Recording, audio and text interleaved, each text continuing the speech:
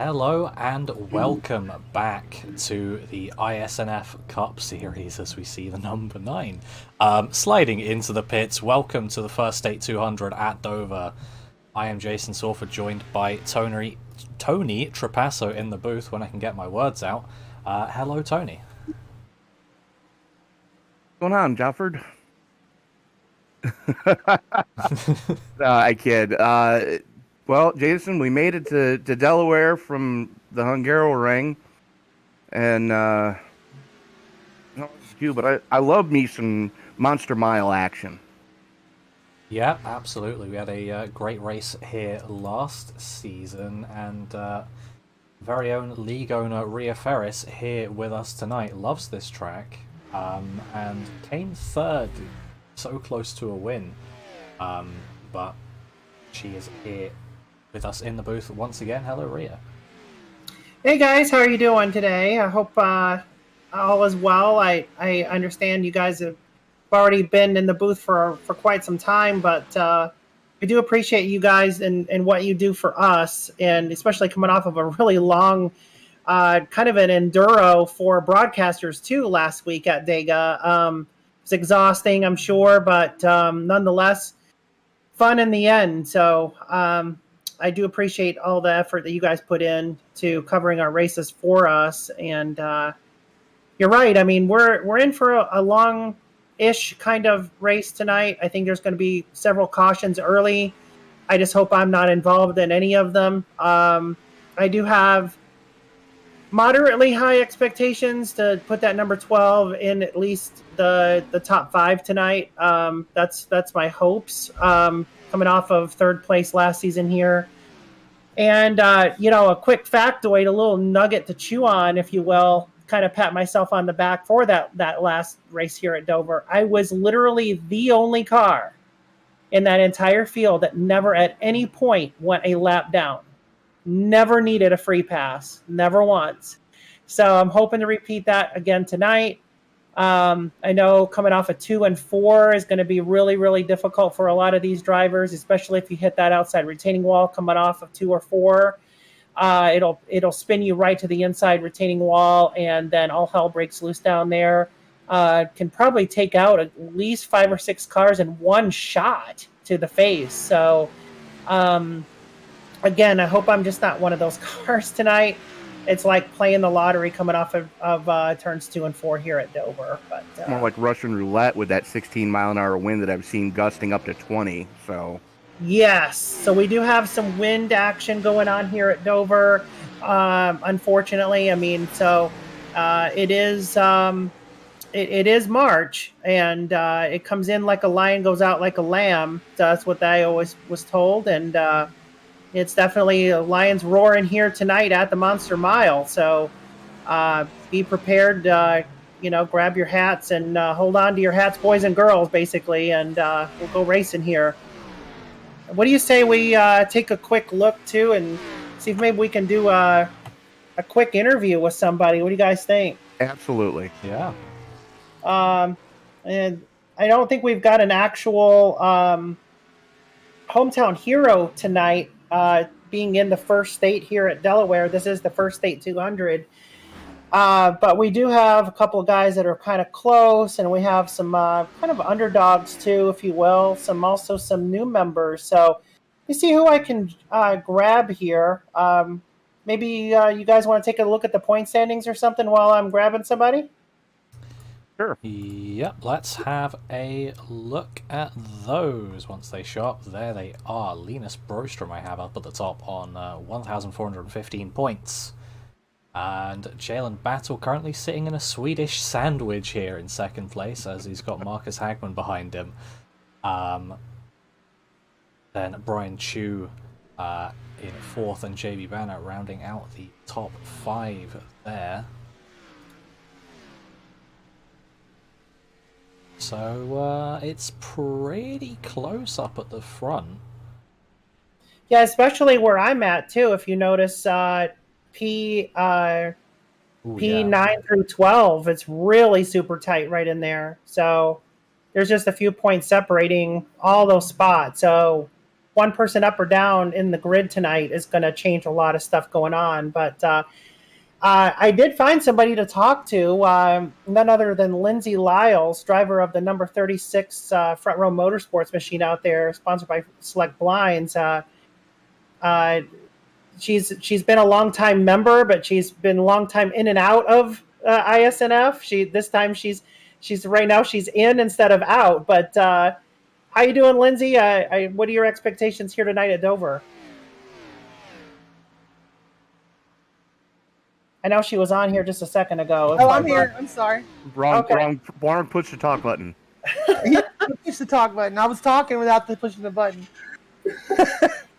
But no, I haven't raced here for a while in these cars, and I'm working on getting a little faster right now, and I seem to be doing okay. I'm in about 10th. But we'll just try to watch out for that wall coming off of 4 and 2. And if we could do that, I think we'll be okay. Oh, yeah, and it's windy out there tonight, too. So just watch out for that crosswind. Now, guys in the booth, have you guys figured out exactly where this wind is attacking?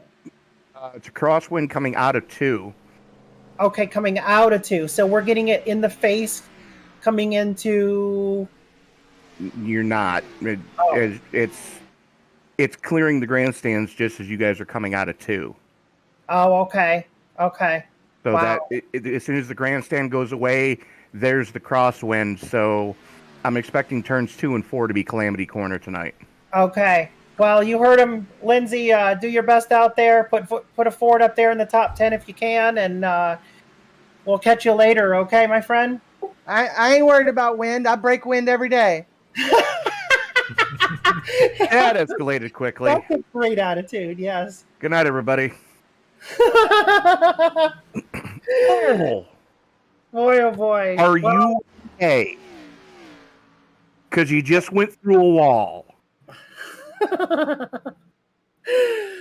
So, like I said, point standings are pretty tight coming in here. I know a few guys out tonight. I can run through some of the subs tonight, if you will, if you'd like to follow along. Jason, I know the 21 machine, driven by Joey Berge.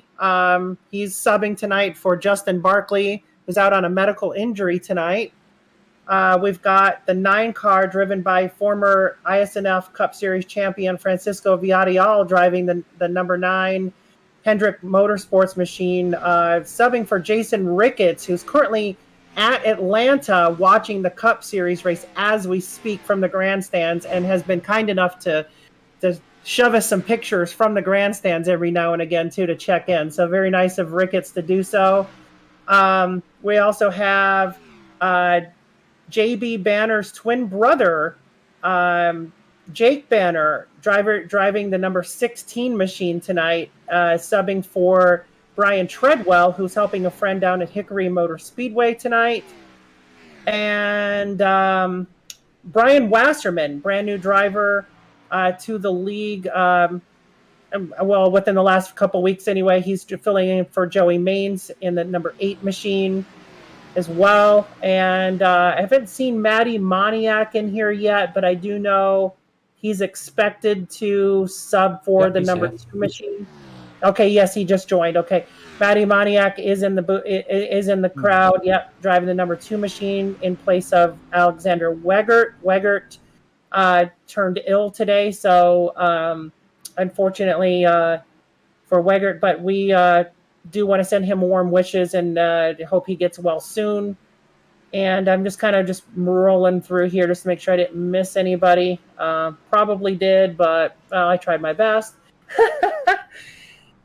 And that's about it, guys. Just enjoy yourselves out there. Expect, like I said, a handful of cautions in the very beginning. I just don't want a repeat of Talladega, where we couldn't even get past the start-finish line. That was just downright embarrassing as a league owner to just experience that. It just made a long race longer. Let's hope and pray. So my over-under tonight, I'm going to set it at 17. Really? Yeah. I'm praying for the under. I'll take Okay. an under. Okay. I'm praying for the under. Whether or not we're going to get it, that's a different story. Right. Yeah. I know my league pretty well. And yeah. So next week, I think we're at Darlington, and that's going to be a different number. So, and it will be a throwback next week as well. And they'll get bonus points for racing throwback paints that correlate with their assigned car numbers. So they have to find something on their own that is before the year 2010 or older, and that correlate with their current assigned car number, and show up with that. And then maybe we'll let you guys out there and the fans in the stands there vote on which is the best throwback next week. Maybe, and we'll give away 5 extra bonus points to the driver of that. Maybe, just maybe, turn this into a little bit of a contest. But yeah, have fun here at the Monster Mile. I'm going to go out there and try and lay down a hot lap and get this 12 machine up toward the front tonight. Good luck, Rhea. Thank you so much. Thank you, good See you luck. then. I was just following the 20 of Chris Worrell at the end of that, and he did a fantastic drift through one. Yeah, and that's something that I've noticed with the Gen 6 car. You can kind of get them a little back happy, whereas with the latest car that NASCAR is running in the real world, the next gen, you get that thing more than maybe 20 degrees tail out, and forget it, you're going around. There is no saving it. Yeah. Qualifying underway right now as we got some cars taken to the track. Gonna keep my eye on the number 9 of Francisco Villarreal. Was very used to seeing him up at the top last season. I believe this is his first race this season. I think he's been quite busy. He's been going on the road to pro, so he's been spending a lot of time, trying to perfect his trying to progress in his pro license. Ooh. Well, Cody Dempster's not going to post the time. Do you have a bit of a moment? He had a big moment coming off of 4 at the end of lap 1 and bounced off both walls. As right now, the number 9 Mountain Dew Chevy Camaro of Villarreal sitting atop the pylon. Lindsay Lyles now sitting third quick as Chris Worrell goes to the top of the heap. Yeah, only 300s in it for that one up at the top. Got more times piling in. Still got about 3 minutes left in the qualifying.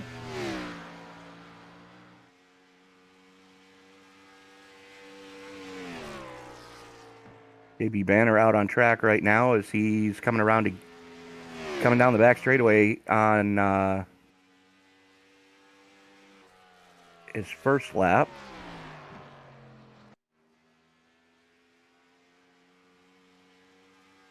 Lap 1 for the 48. 12th quick. Respectable, looking to improve on it in second lap, coming up towards 3 now. Got Keep a it good head clean, of steam tidy, and carrying quick. in there. And off of 4 he comes to the checker. Not going to improve. Okay. See Skylar Kansas on his first lap as well. That he is. I thought I saw Linus Brostrom out there, but he is out there. Yeah. Carnes Linus setting. Nice. That was a nice lap from Brostrom, but you're watching that one. Carnes up into 6th. He's going to be looking to go quicker on his second lap. Second laps tend to be quicker. See what he can do. Right up to that wall on exit of 4. 22.19 or 1.8, whichever. 1.9 for Carnes, 1.8 for Brostrom.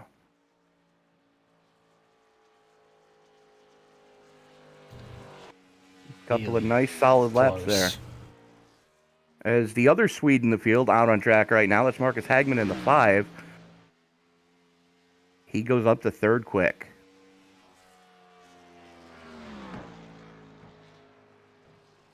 See if anyone else is going to come out on track. Brian Chu is going to be coming out the pits.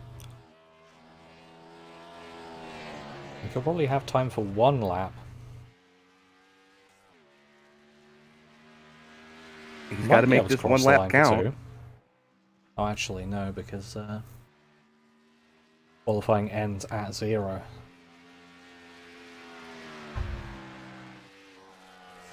He's got just enough time to get this lap in. Nice, nice solid line through 1 and 2. Good head of steam down the back chute here. Handling that crosswind pretty well. That's high. That might hurt him. Across the stripe for Chu. 15th. And I don't think he's going to get his second one in. No, he's not. Nope.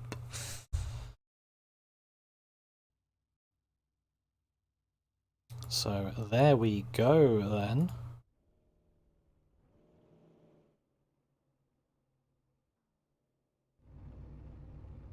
As we can have a look at the starting grid for today's race. Linus Brostrom starting on pole with Skylar Kahn next to him in row 2. We've got Marcus Hagman and Chris Worrell.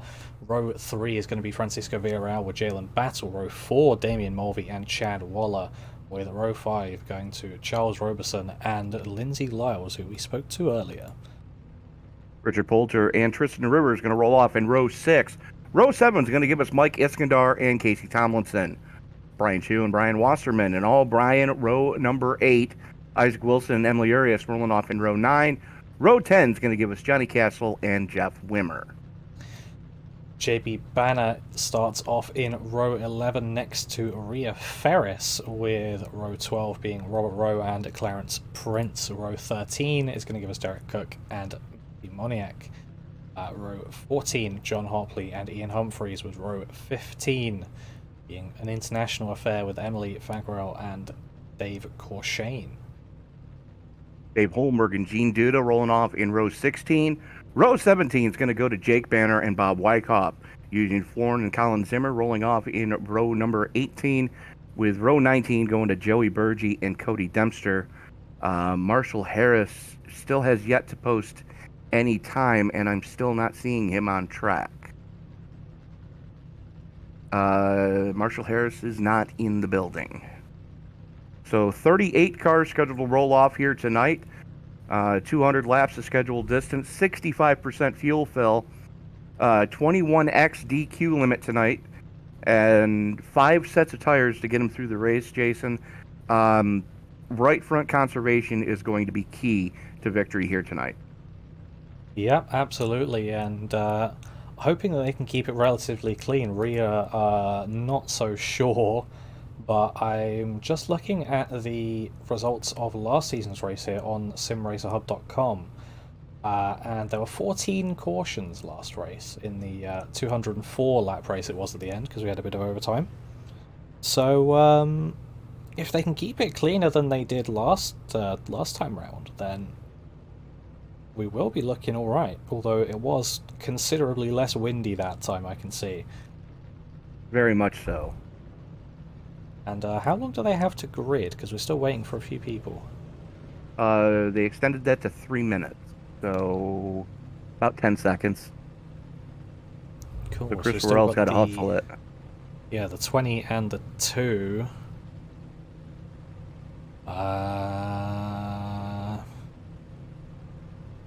Chris has made it. Moniak has made it. Cool. There we go. Should be rolling off the grid pretty soon.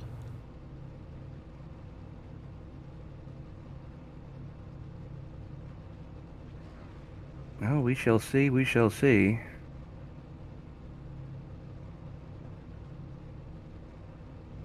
Just getting ready now. I saw a beer can fly out the pace car window, so that driver's Yep. ready. Here we go. I try. That means it's go time. The 9 hasn't gone yet. So that left lane's going to be really stacked up. There we go.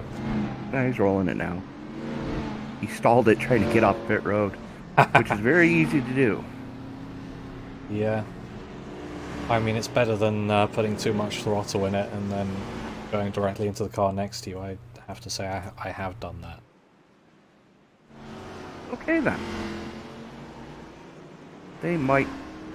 I was going to say, they might need to extend this parade lap, as half the field hadn't caught up yet. So we are going to go 1 to green this next time by. Decent looking field here tonight for 200 laps at the first state 200 here at the Monster Mile in Dover, Delaware. I'd like to thank everybody for joining us in the live chat. If you haven't done so already, hit the thumbs up button. It really helps with the YouTube algorithm to help share this video around to the masses. And if you haven't done so already, hit that subscribe button, as we just passed 2,300 subscribers here on the YouTube side of things and just past 4K on the Facebook side of things. So thank you to everybody that's already done so. If you haven't done so already, though, show us some love. Hit that subscribe and turn on bell notifications.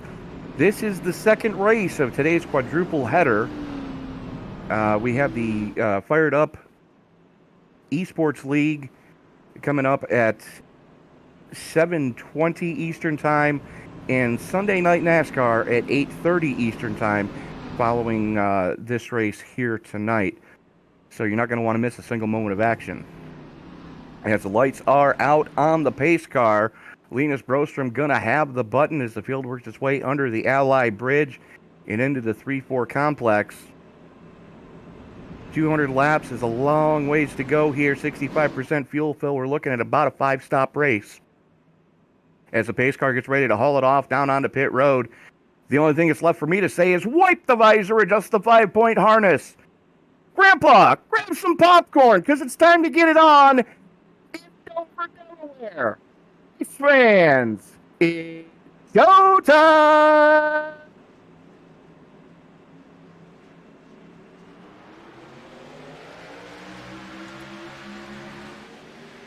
Green flag comes out. Skylar Carnes getting a decent run on that second lane. Brostrom trying to battle back on the low side.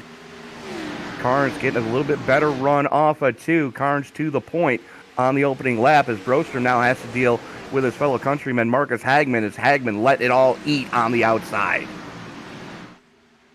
Great start from Skylar Carnes on the outside, and looks like that's going to work pretty well for people here. So I think Linus is going to be hoping he doesn't get stuck down there as you get the drive off the turn.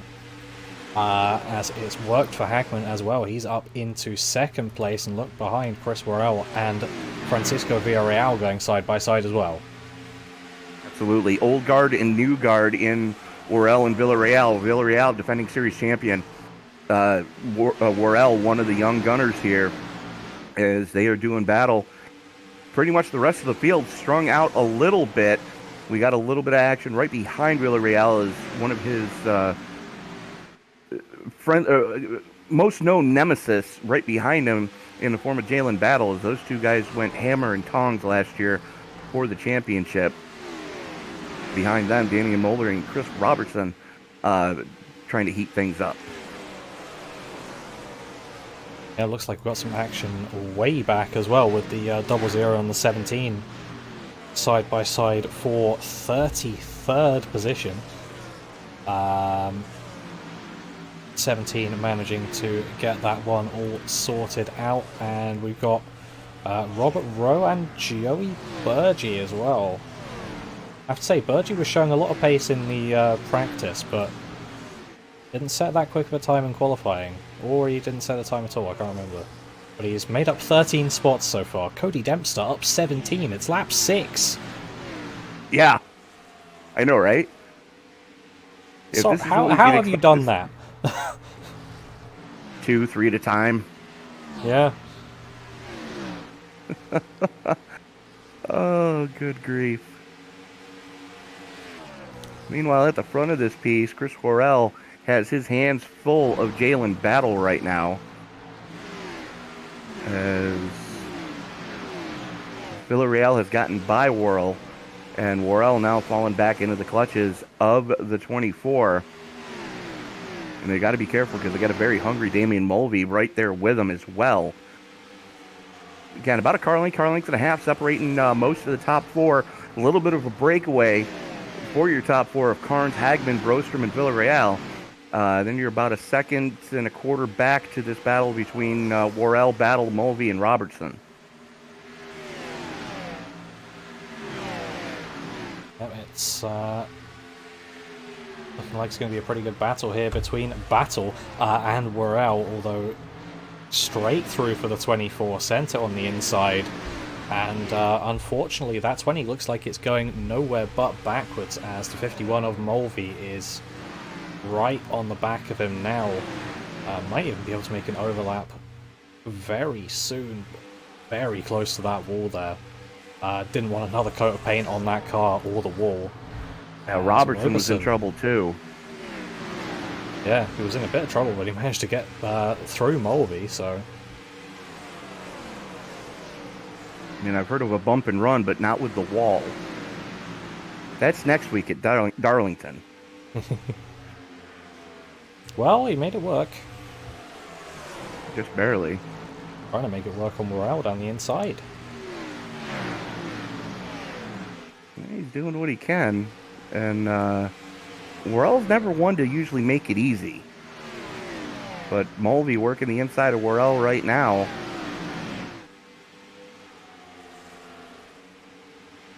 That's some wall for, I think Lindsay Lyle was behind. Yep, that's exactly who that was. And we kind of expected it. You know, you got that cross breeze coming across the infield, getting turbulence off the haulers and the garage areas in there. So turn 4 going to be, one of the spots to keep an eye on tonight. Turn 2 is going to be the other one, is because as soon as they clear that grandstand coming out of 2, there's nothing but wind on the side of the car. Yeah, absolutely. You can see it with them wiggling about on the exit of 2. Just with the wind hitting them, but they were pretty clear up at the front with single file action, but a bit further back we've got Joey Burgee trying to make his way around the 34 of Johnny Castle. He's got that done now, so he's now up 16. Still on his ride up to the top. Something happened with Dave Holmberg's Ford. I'm not exactly sure what did happen there, but I don't see where he hit anything. He just went down pit road and has parked it.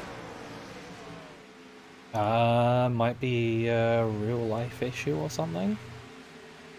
That's a good possibility. We don't have word yet as to what exactly is going on there, but for the most part, we've got pretty decent action out on the track. Emily Urias giving Casey Tomlinson all he can handle right now. Yeah, unfortunately, Urias was battling Shu and Weimer only a couple laps ago, so she's going backwards. But she can hold on against Isaac Wilson. Just about. Looks like Chad Waller and Damien Mulvey are going at it for 8th position. And Waller going to use the slider line to grab that spot from Mulvey. And that's pretty much our closest battle on track right now.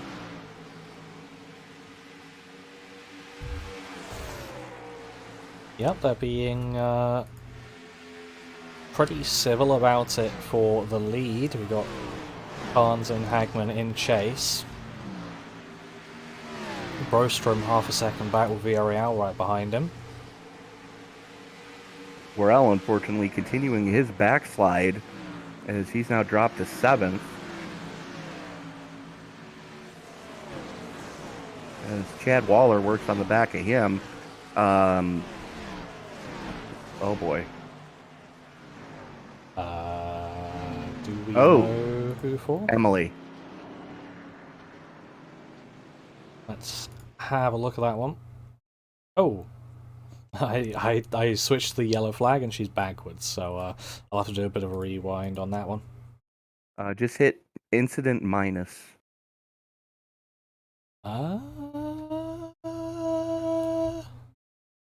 That would make sense. And she had help from the 14. Yeah. Tried to save it, and ouch. Almost had it collected, then the wind caught her. See if I can get a better angle on this one. TV1's a good one. I think I have different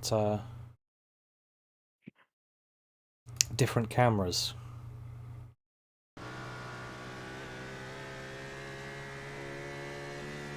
Show anything? Ah, well. It's fine. Looks like Linus Brostrom's going to be the first taker down pit road. Going to be some fuel to top that off. Good possibility.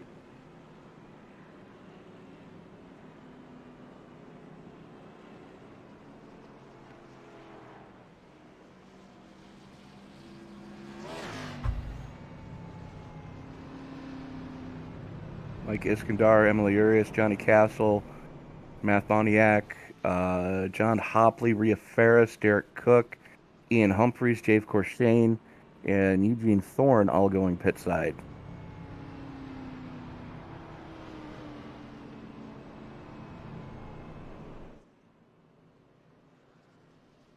Yeah, always worth putting some extra fuel in the car when you can. But it did lose Linus Brostrom a good handful of positions, so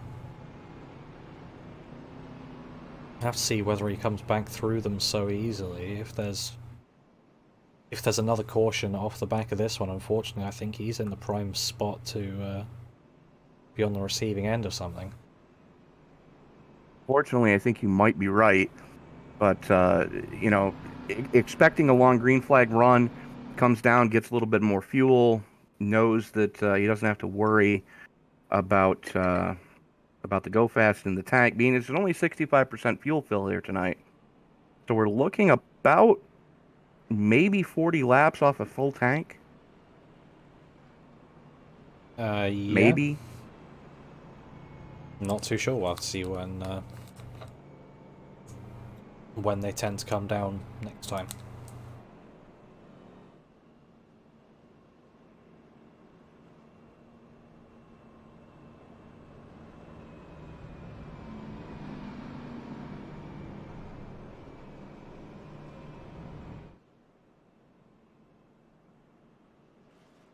But first caution here tonight. They were pretty well behaved on the first start, so see what they can do in this one, as lights are probably going to go out on the pace car this time around. That would be expected, but I do want to thank everybody for joining us in the live chat. FPX Wolfgang checking in, Marcus Hagman checking in. Marcus, you can't do this and drive at the same time, my friend. I know you're good, but no. But Joel Musa taking a check in, as is IXT Moose. I hope I'm saying that right. As the lights do go out on the Ford Mustang GT500 pace car, we are going to get a restart on lap 25 of 200. Yep, Skylar Khan's taken to the outside.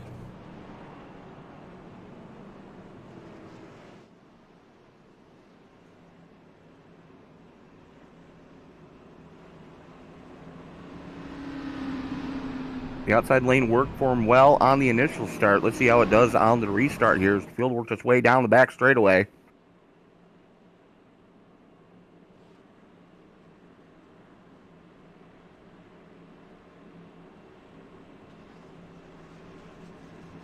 Carnes, Hagman, Battle, Villarreal, Robertson, Worrell, Waller, Mulvey, Poulter, and Bruce Rivers rounding out your top 10 as the pace car gets ready to make that hard left turn onto pit road.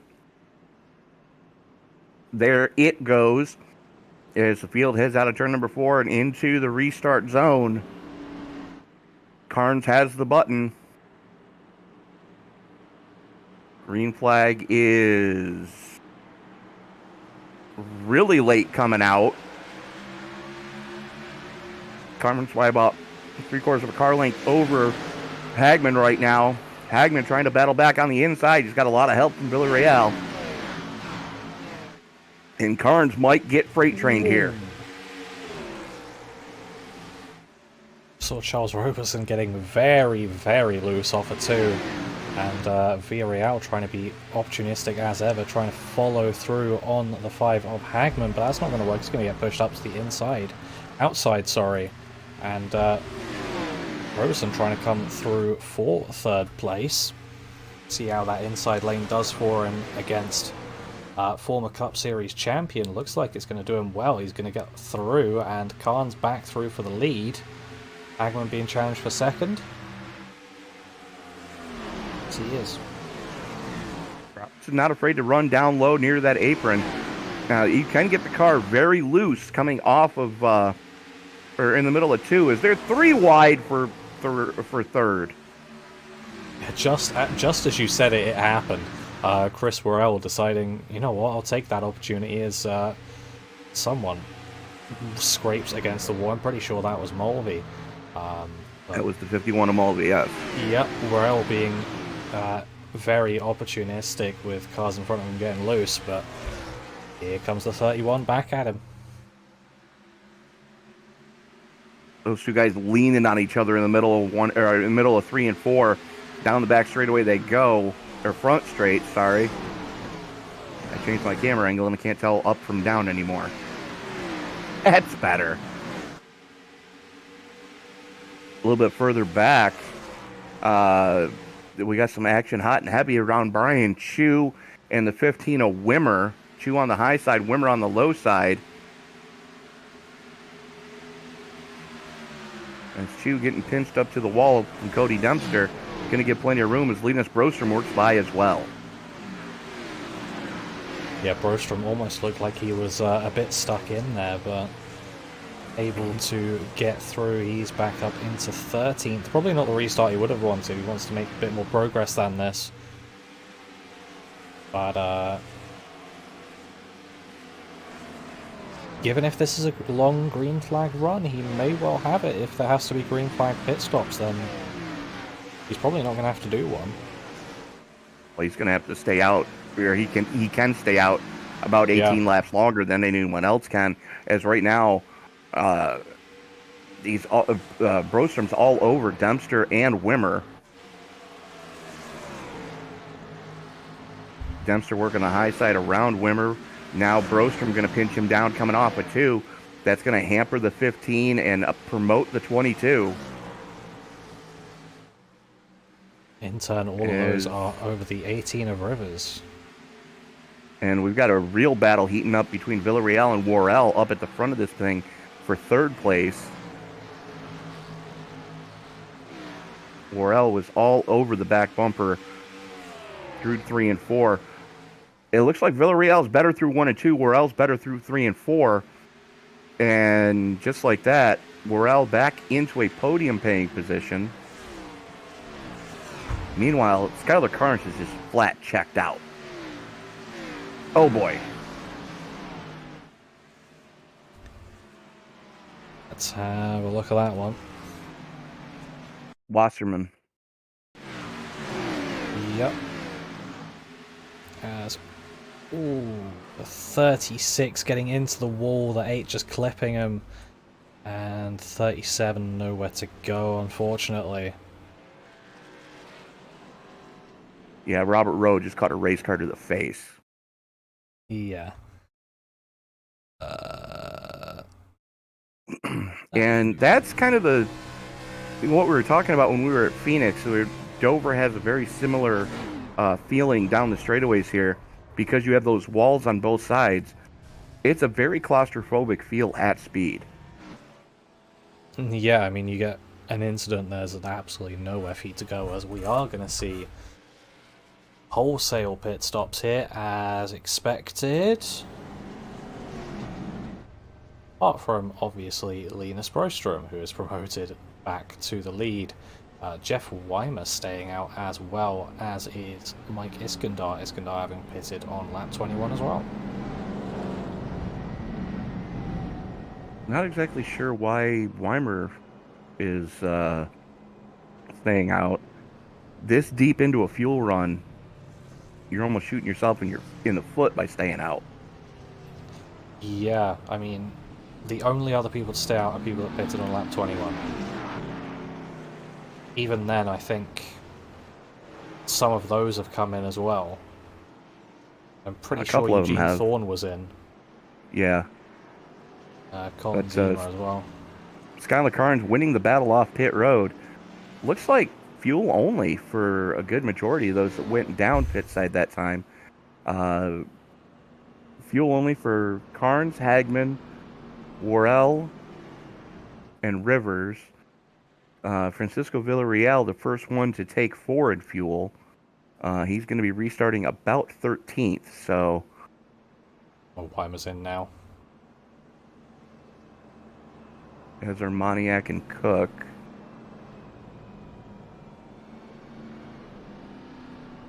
So, a little bit of strategy being played out here as, the guys that didn't come in when pit road first opened, coming down now to get their service done. Probably because they want to try to stay in the back for the first part of this race. Yeah, it makes sense. Stay in the back for a bit and then try and make your way up once some of the carnage is cleared off. But as you said before, it's risky at these types of tracks because on the straights, if there's a wreck in front of you, you've got nowhere to go. Yeah, absolutely. And, something pops up at the front of the field, you just lost half the field behind you. But taking a quick look at our big movers and shakers so far, John Hopley, currently sitting in third place, is up 24 spots. JB Banner is up 17. Rhea Ferris is up 14. Cody Dempster is up 21. Good grief. Bob Wyckoff up 13. Joey Burgee up 13. Colin Zimmer up 11.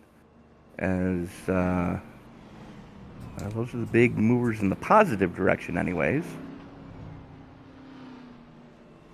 A lot of negatives I'm seeing tonight. Yeah, at the moment I think probably mainly due to some people being on the alternate pit cycle. Yeah. But it's always a positive thing when the highest mover positive is bigger than the highest mover negative. Correct. That's good. And so far, that is the situation we are in, with Hopley being up 23. The biggest negative we have right now is Brian Wasserman, who has just put it on the hauler, as he has dropped 20 spots, currently being scored in 36th, with Emily Urias back out on track so she can make up some spots there.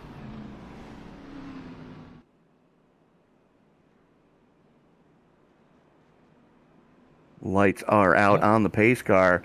Linus Broström electing to take the outside lane to restart this piece. Mike Iskandar's Food City 43 going to be starting inside row number 1. JB Banner, John Hopley, Marcus Hagman, Skylar Carnes, Rhea Ferris, Chris Worrell, Francisco Villarreal, and Bruce Rivers rounding out your top 10 as the pace car is in. We are going to be restarting, getting ready to put lap 38 in the books. So still a lot of racing left here tonight at Dover. Want to thank everybody for tuning in the live chat. Let us know who you're pulling for, and we will try to highlight that driver as we move throughout the night. Broström getting an amazing jump, about 4 car lengths to the good over Iskandar.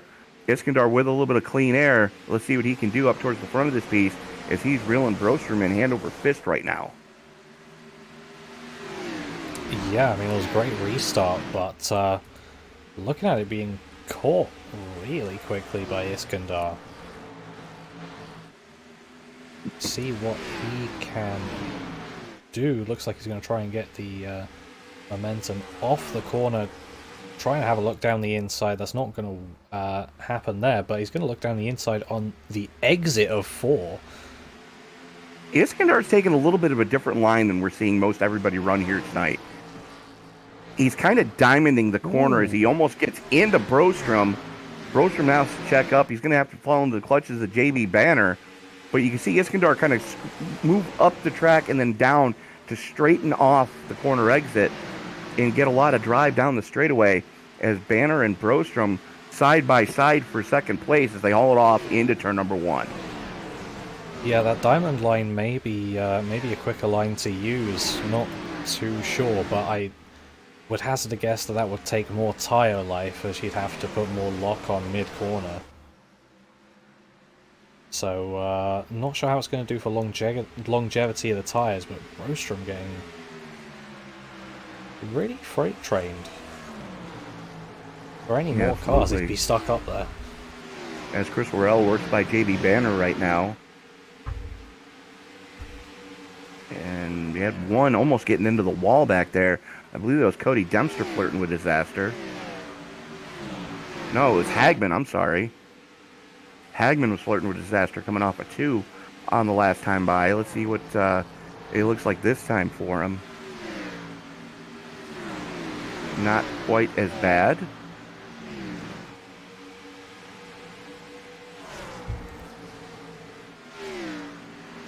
Let's find out at the moment. Jalen Battle and Cody Dempster still going at it. Dempster manages to get that one done and is now trying to get past JB Banner around his outside.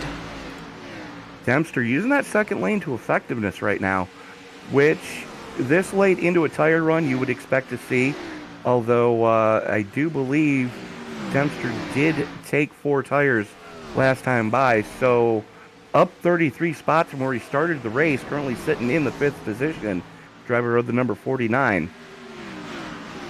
Yeah, it's definitely your biggest mover. Oh!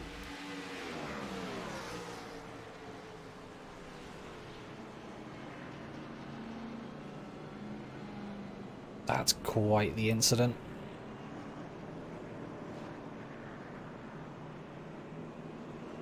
Where did that even start? I think the between Poulter and the 48. So 53 and 48 got into it coming off of 2. Ooh, yeah. And then Damian Mulvey nowhere to go, the 38 nowhere to go.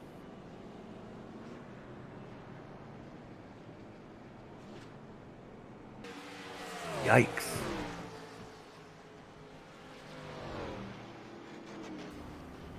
Good view of that there.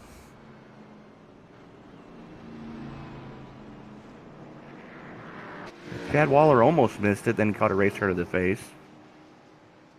Yeah, that's going to be quite the pit lane session for Mulvey, as quite a few drivers coming in. You electing to stay out, including Michael Iskandar. Oh, we're almost at the quarter mark, so I'm thinking some of the guys that haven't taken tires yet are probably going to take them here. Yeah. Actually making great progress in this race, almost at the quarter mark, and only about half an hour gone. And not even half an hour. You can get your hate mail coming now, folks, considering Jason just jinxed the field. It's fine. Jason Stafford, care of the Esports Broadcasting Network, London, England, P.O. Box OICU 812. I always wonder whether you're going to change the P.O. box round, but we have the same P.O. box in every town. Yeah. We paid extra to get them. Make sure it's the same everywhere.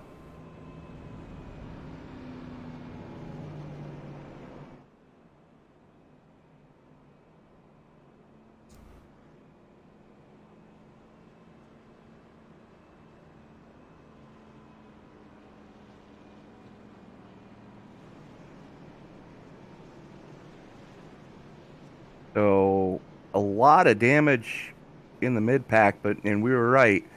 Those drivers that didn't take their tires in the first 2 pit stops and under the first 2 cautions definitely took them now. Well, you say that. There are a couple that still haven't taken tires. Bruce Rivers didn't, Johnny Castle didn't, but everybody else did.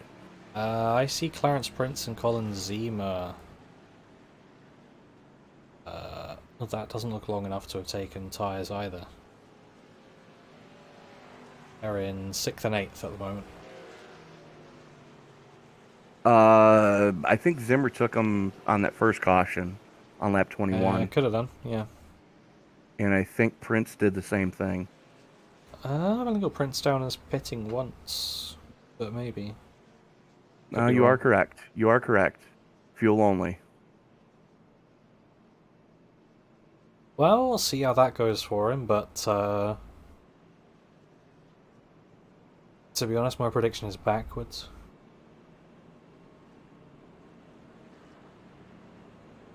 Your prediction is backwards? As in where Prince is going to go. Oh. Old tyres. Probably not wrong.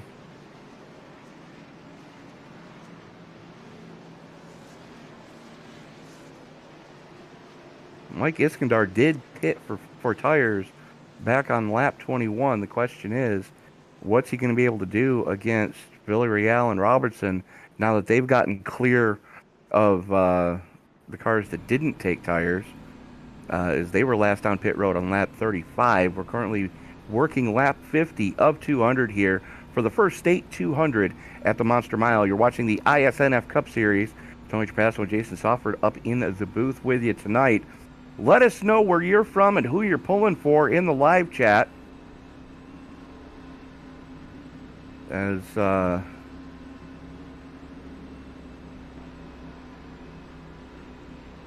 got some names being tossed around in there already.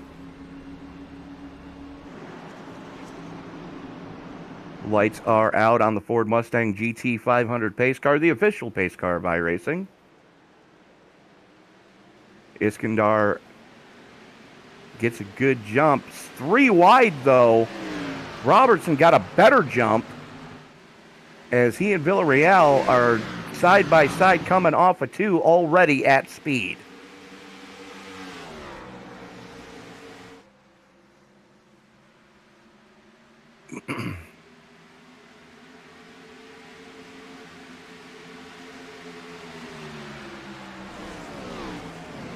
Robertson restarted in 3rd.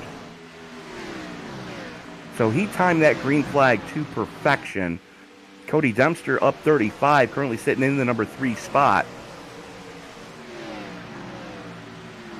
And then we've got some heavy action going back around 7th place. That's Skylar Carnes working on Colin Zimmer, making it look just that easy. Chris Farrell working on the 45 of Clarence Prince, as both he and Carnes go to the inside, coming off of turn number 2. And Prince continues that backslide like you predicted.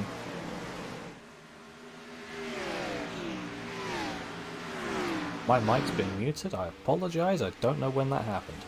But it looks like Clarence Prince is also having some internet Connection issues for yeah. his troubles. Lindsay Lyles up into the top 10 as she's now working the inside of the 96 with Zimmer. Ooh. Pushes him up the track just a little bit through the middle of 3 and 4.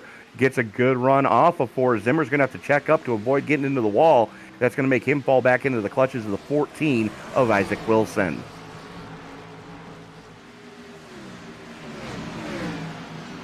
Looking at this, got some big names trying to make their way back up towards the front. Marcus Hagman and Jalen Battle in 11th and 12th at the moment. Trying to make their way back towards the front of the pack after having pitted on this last caution. But looking towards the front, Cody Dempster's looking to make some sort of impact on Charles Robertson, trying to get past him. Absolutely. And Dempster's not one to, pardon the the phrase I'm going to put this under, but Dempster's not one to pussyfoot around. So if he sees an opening, he's going for it.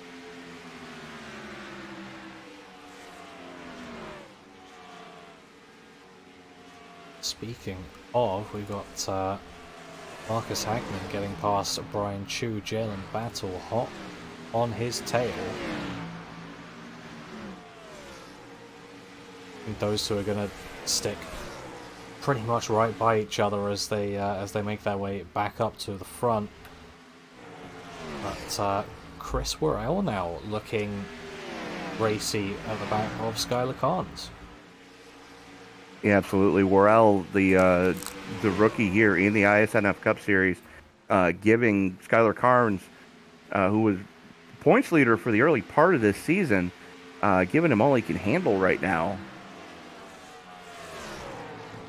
As they have about a 3-second gap back to 6th place, Mike Iskandar, as the battle rages on with around Jalen Battle and company, as Hagman, Battle Chu, Wilson, and Wyckoff all right there within striking distance. Yep, and Dempster getting ever closer to the 31 of Robertson. Looks like he's going to be around his outside, getting really loose there.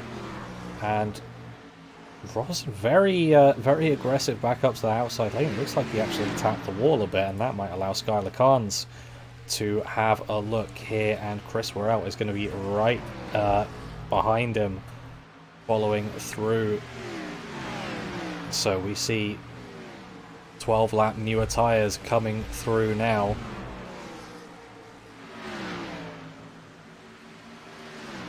Yeah, absolutely. Robertson not going to stick around. Not having a good way about it right now, as Carnes now works the inside of Dempster going through 1 and 2, and it looks like Worrell looking to follow him through, as Villarreal is already into lap traffic. Yeah, well, that's what you get in mile-long courses, as that is the 6th of John Hopley up high. Yes, it is. As we got some bumping and banging going on right around 8th place. Lyles and Chu were going hammer and tongs there for a couple of laps. Finally got that one sorted out for the most part. And just as I say that, they're not done yet. Lindsay's going to prove you wrong. That's some good hard racing. They haven't touched each other yet. But no quarter asked for, no quarter given, as Chu going to use the second lane to carry the momentum down the back straightaway and wrestle that spot away from the young lady. But that was some damn good side-by-side racing that we just saw, Jason.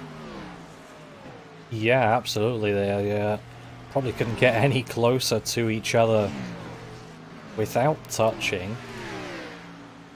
And now Linus Brostrom making his way back through. He's been missing from the top part of this race since he went on a bit of an alternate pit strategy to people. He's now on the same strategy as the main chunk of our leaders, but still sitting down in 11th. He's going to want to make some time up. Yeah, absolutely is. Looking a little bit further back, around 17th spot, that's Ian Humphreys, Bob Wyckoff, and Chad Waller all going at it. And you can see a lot of damage on the 38 of Waller. Luckily, the only thing he's doing right now is getting a little more fresh air to that engine, as he still has the nose piece, just missing the hood.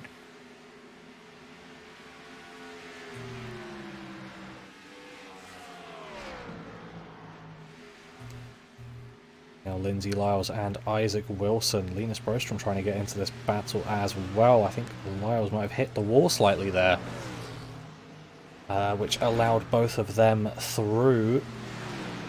And got a caution. Looks like the 17 of Duda. Yep.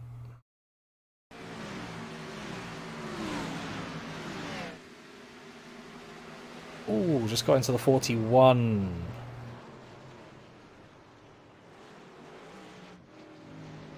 '41 gets into the 21 as well. Duda does a pirouette and continues rolling.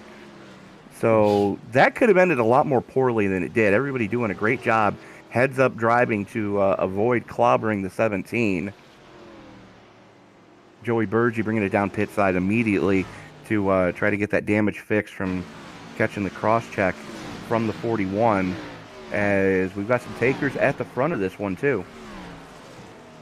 Yeah, I have to say Joey Burgee is probably going to be glad that you can go straight through the pace car here, because otherwise that would have been some Ford crime.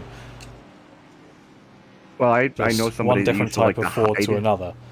I know somebody that used to like to hide in the pace car, and somebody would come blasting through for like a free pass or wave around or whatever, Straight into him. and didn't know that they were there and just clunk. Yeah. Oops. Whoopsie. Yeah, oops, my bad, just doesn't cut it. Yeah, I mean, I suppose that's fault on one side and fault on the other. Why are you going through the pace car, but why are you hidden inside the pace car? Because I like playing with the radio dial. Because when you drive in the pace car, they actually show the interior. You can wave at the guy driving, and there's an actual interior in the pace vehicles. Interesting.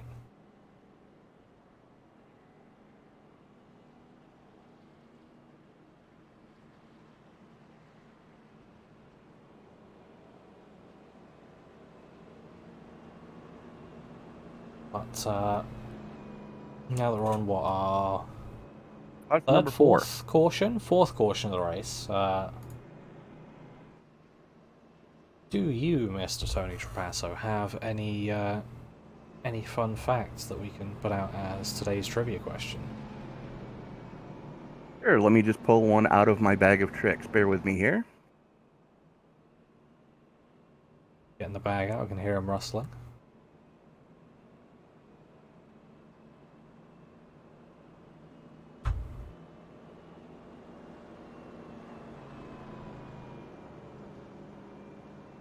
Let's see.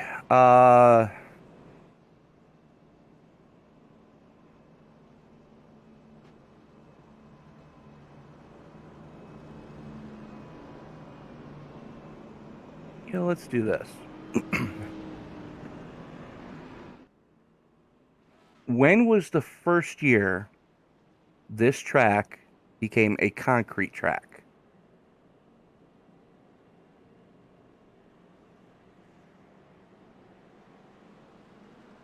There you go then. That's your trivia question. As lights go out the pace car. What year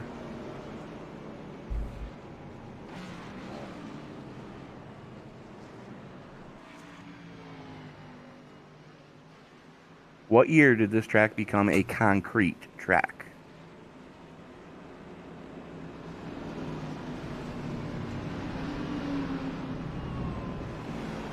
I've got my answer, but that's only because I've got the Wikipedia page open. And I have for the whole race. Good man. Jalen Battle going to lead us back to the green flag here in the 21 or 24. Choosing the inside. He's choosing the inside as well. So this is going to be the first time we've seen dealer's choice go to the inside lane since the initial green when Linus Brostrom had it. As the pace car peels off, coming off of turn number 4, Battle's going to hold him down until that green flag actually does fly. Tomlinson right there with him as well. And Jake Banner up 29, currently sitting in the 5th spot.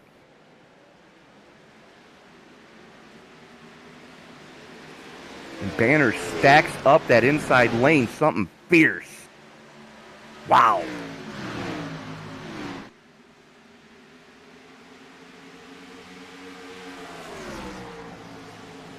Casey Tomlinson now running the inside of Brian Chu. Villarreal's going to either try and follow through or go 3 wide with them. Tomlinson backing out of that one, and Chad Wallen nearly having to take evasive action, to be honest, because of it.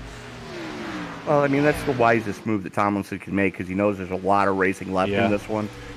And that's the worst thing if you have one of the American spotter packs. Is 3 wide, you're the meat. That's terrifying, especially at a place like this that 3 wide normally doesn't work too well.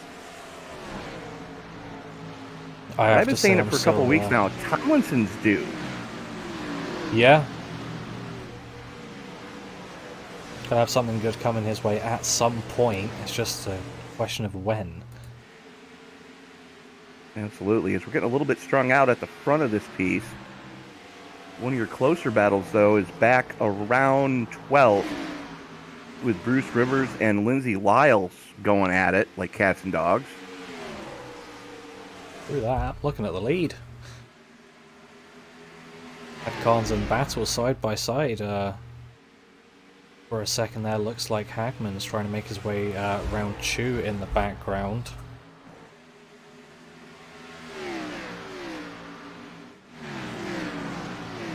Got past him, now working on Chris Worrell in the 20. Send it down the inside of 3.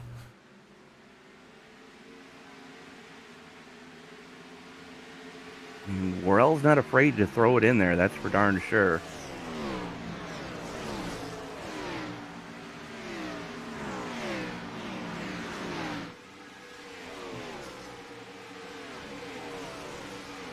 A little bit deeper in the pack, Mike Iskandar trying to make some headway again in the 43 as he works his way around the 18 of Bruce Rivers. As Lindsay Lyles and Linus Brostrom now starting to pick up the fight in front of him for the last spot in the top 10. Looks like right now Lyles has it as she now has the head of steam on the 1 of Casey Tomlinson going into turn number 3. Tomlinson's going to push up. That's going to let Lyles get up into 9th. Brostrom now right on Tomlinson for 10th.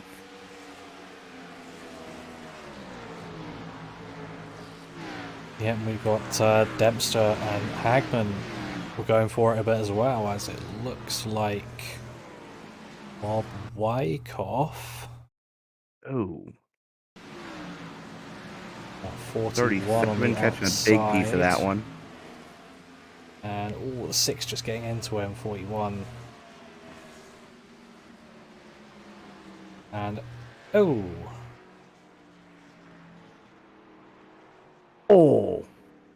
I have to say that car was stopped for a long time before the 37 hit him. I'm gonna have a look at an onboard to see whether he was able to see any of that.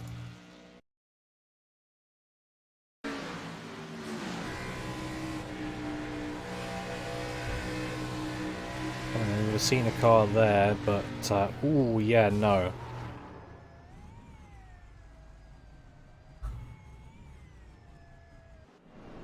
Generally referred to that as an ARCA brake. Well, presumably seeing that there was a caution came from out behind the car ahead. And then saw smoke directly ahead of him, tried to brake and turn at the same time, completely locked it up, and bang.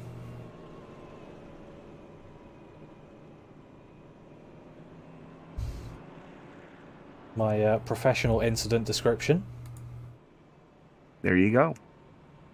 So tonight's first trivia question, what year did Dover Downs International Speedway become NASCAR's first concrete track?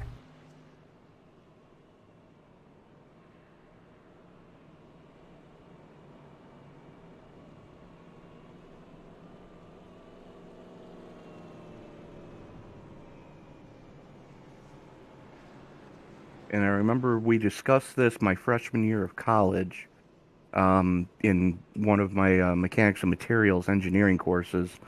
about the reasons why they did that.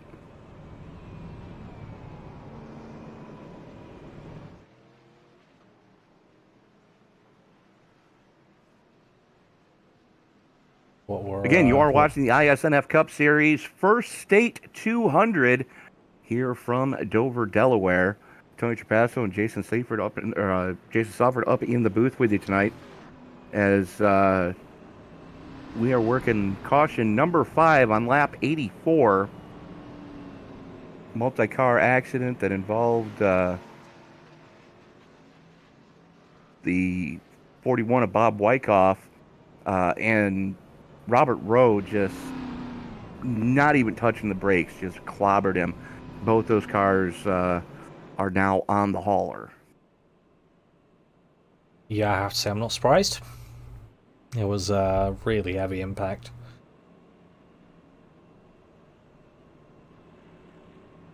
I dare say that was our first thank God this is a simulator moment of the night. Yeah. I have to say it would have been worse if that car was facing the other way, because it was facing the outside, was it? Yes, it got punched in the driver's door, punched in the passenger door, not the driver's door. That nobody wants to see. Yeah. That's one of those, where do you want me to send the flowers kind of deals. Hmm. Yeah, if it's not allowed in, what's it called? If it's not allowed in, like, demolition derby type racing, then you don't want to see it. I don't want to see it to begin with, because I like the battles where it's two cars going side by side for a handful of laps, and finally someone just gets a little bit of an advantage and gets the spot away. Yeah. That's what I like to see, those chess matches at 175 miles an hour. As the lights go out on the pace car one more time, Villarreal going to lead them back to green from the outside lane. Seems like most people choosing the outside, but we've had a few choose the inside. Yeah, and how'd that work for them? Oh, Not well. it didn't. As pace car peels on off, Villarreal has the button as the field comes off at turn number 4. He's got Carnes, Worrell, and Hagman right there with him as the field enters the restart zone. Green flag is in the air, and we are back underway. Skylar Carnes with a little bit of an advantage going into 1. He's going to send it on Villarreal. Villarreal going to try to battle back, though. Carnes, though, getting a better drive off of 2. Single file down the back straightaway as Lindsey Lyles brushes the wall on the exit of 2 down the back chute. There's Oh, boy. yeah, there's a lot going on there. There was someone just up against the wall. Kristen Rivers is having terrible internet issues. Gotta change driver. I don't have it. Hang on, just trying to find the incident.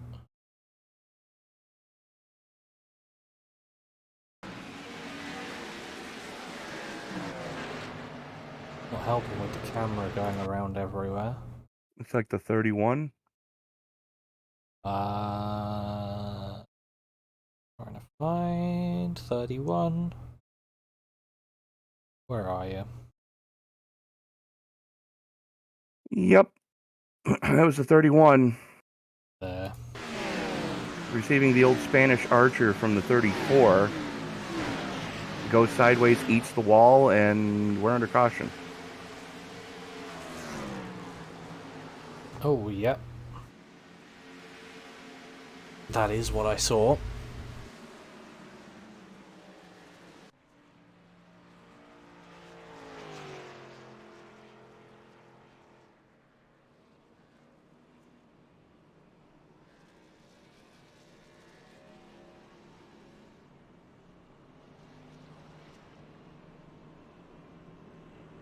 So we are now on caution number 6, and unfortunately, the old adage might be holding true here tonight, Jason. Cautions breed cautions. Yep, very true. Did we get a lap under green? The answer is a definite maybe. Yeah, I'll take a solid maybe on that one. I'll give you a definite maybe. Oh, I don't think the leaders got to the start-finish line. So well, I we guess may we'll be find going out. single file. Yeah, we'll find out when the pace car comes in. So if you're just joining us, you are watching the first State 200 here from the Monster Mile in Dover, Delaware. Part of the iSNF Cup Series, presented by... And I just lost my notes.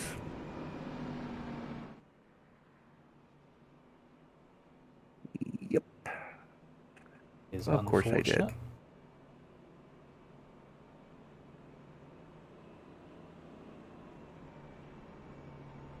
But still no answers on the trivia question. Yeah, absolutely. So, question was, when did Dover International Speedway first become a concrete circuit?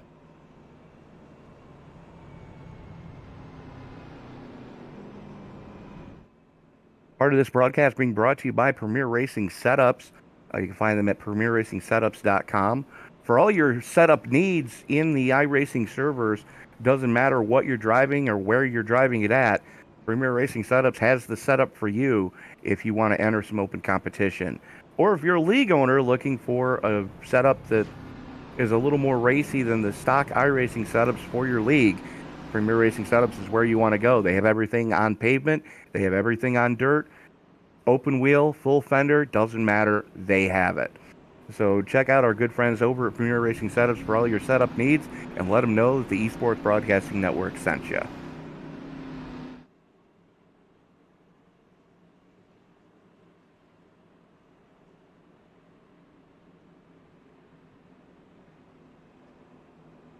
As it looks like we are going to go single file. Yeah.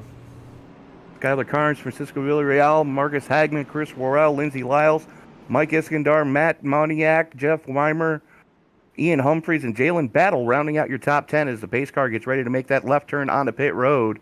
There it goes. Carnes has the trigger as the field works its way out of turn number 4 and into the restart zone.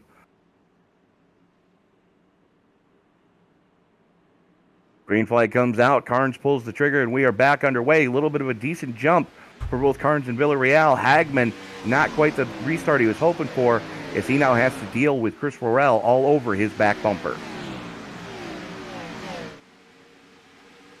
Looking a bit further back, Jalen Battle here trying to make his way past Ian Humphreys. Linus Brostrom's going to try and follow him through on the outside.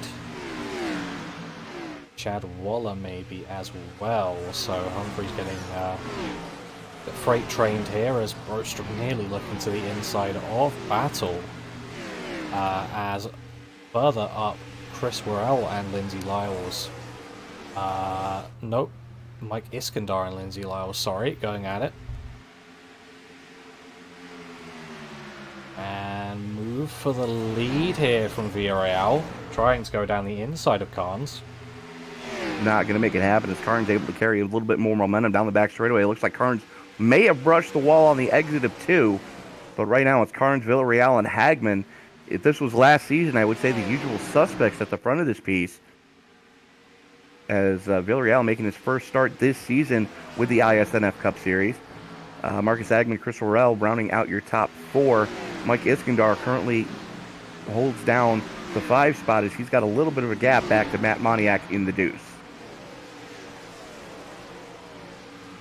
Yeah, I'm just looking, there's a few battles going on a bit further back as well. But looks like we're going to be seeing these two for the lead. right up until the end. We're nearly halfway through here, and Carnes and Villarreal are as close as ever with Hagman right in tow. Worrell a little bit behind, there's a bit of a gap there, but it comes down to it on the last few laps. I'm sure he can pull out some fast ones and get back up to these guys. He's going to do everything he can. He's going to pull every trick out of that bag, or out of the book that he can.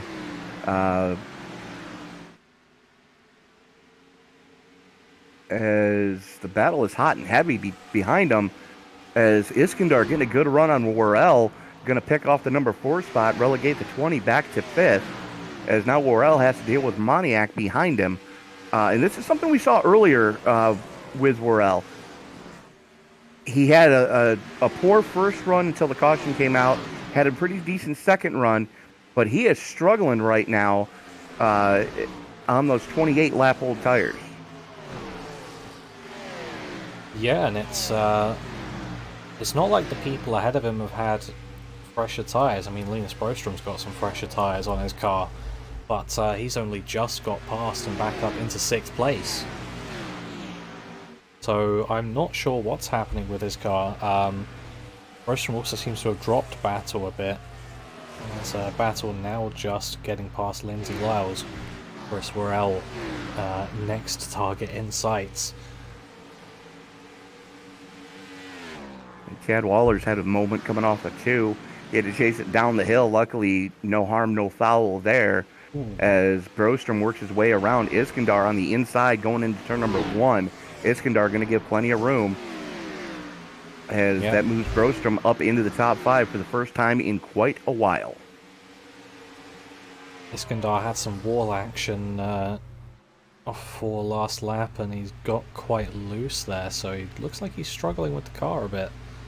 But still holding pace pretty well in this top 6, as Battle now trying to get past Worrell, and does so pretty easily. Yeah, absolutely. And we do have a winner in our trivia contest for the first trivia question of the night.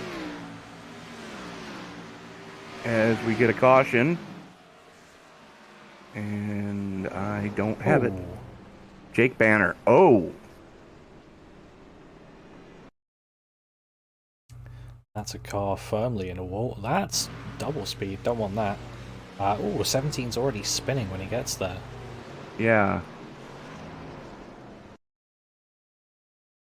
Back on that one. Oh, hard into the wall for the 17, and then spinning. Just pushes it going up the track, bangs the wall, and 31 race car to the face.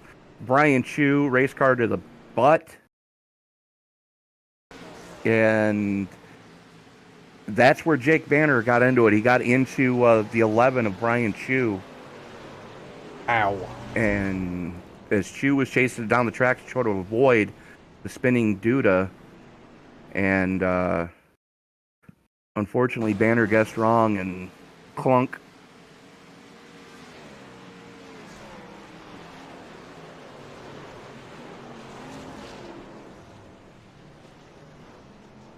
And a good amount going down pit road this time, as we are just past the halfway mark. Moniak stays out, Corshane stays out, Ferris, Rivers, Cook, Zimmer, and Castle all electing to stay out. Skylar Carnes winning the battle off pit road. Looks like fuel only for a good portion of those who just came down. Yep, Worrell, Waller, Lyles, Humphreys, Weimer, and possibly JB Banner deciding... Oh no, Banner did not pit. Deciding that tyres are a good idea. Not a bad idea. But, yeah, absolutely. Victoria coming home with the answer for tonight's trivia question. What year did Dover go all concrete? 1995.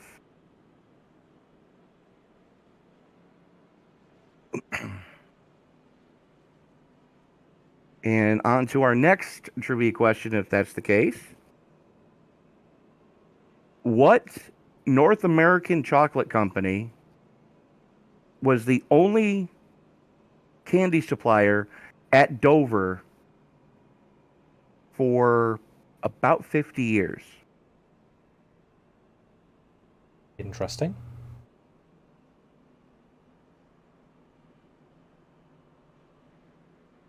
And if you know your geography, you'll probably get this one pretty easy.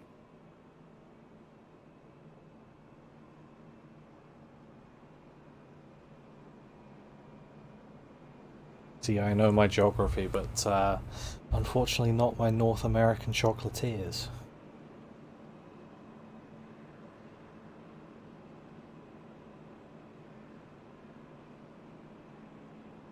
Yeah, I mean, there's really only 4 to choose from.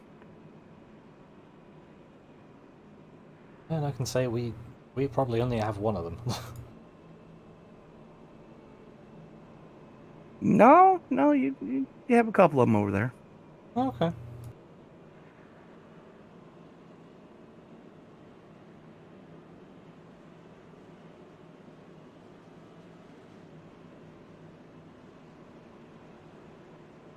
Uh-oh, that was a blink for Skylar Carnes. That's a no bueno. As it looks like lights are out, Rhea Ferris is going to have the button this time. Yeah, absolutely. And this looks like she's had some contact somewhere. Is a little bit of right rear damage on that Penske Racing number 12 of Ferris.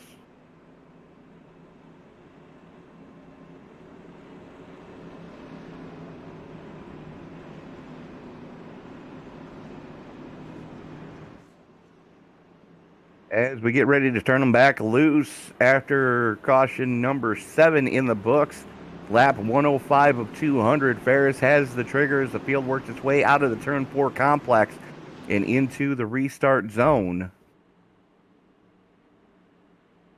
Ferris holds him down till the green flag does actually fly. There it goes, and here we go as Dave Corshane getting a good jump on the inside lane.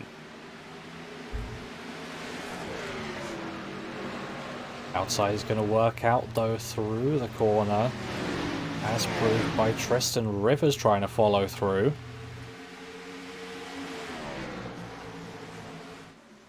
Don't look now, but Skylar Carnes and Linus Brostrom are already right there. Yep, absolutely. They look like they nearly made it 3 wide. But, They were thinking about it. yep, Dave Corshane was holding on pretty well, but now Carnes is past Ferris as well. She cuts back up to the outside to stop the offensive of Brostrom. Brostrom almost gets into it with Corshane coming off of 4. That's going to let Worrell get to the inside of Corshane as well. As they continue to rage battle for the 5th position.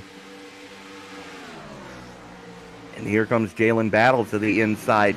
Corshane not having a good time of it right now on those older tires. Ooh. As right now Carnes shows the way as he works past the 18. And Rhea Ferris relegated back to 3rd as she now has her teammate all over her back bumper. Well, I'm sure it's not too much of a fight to let Linus through, but she won't want to let Chris Worrell through too easily. So I don't think she's going to have a choice.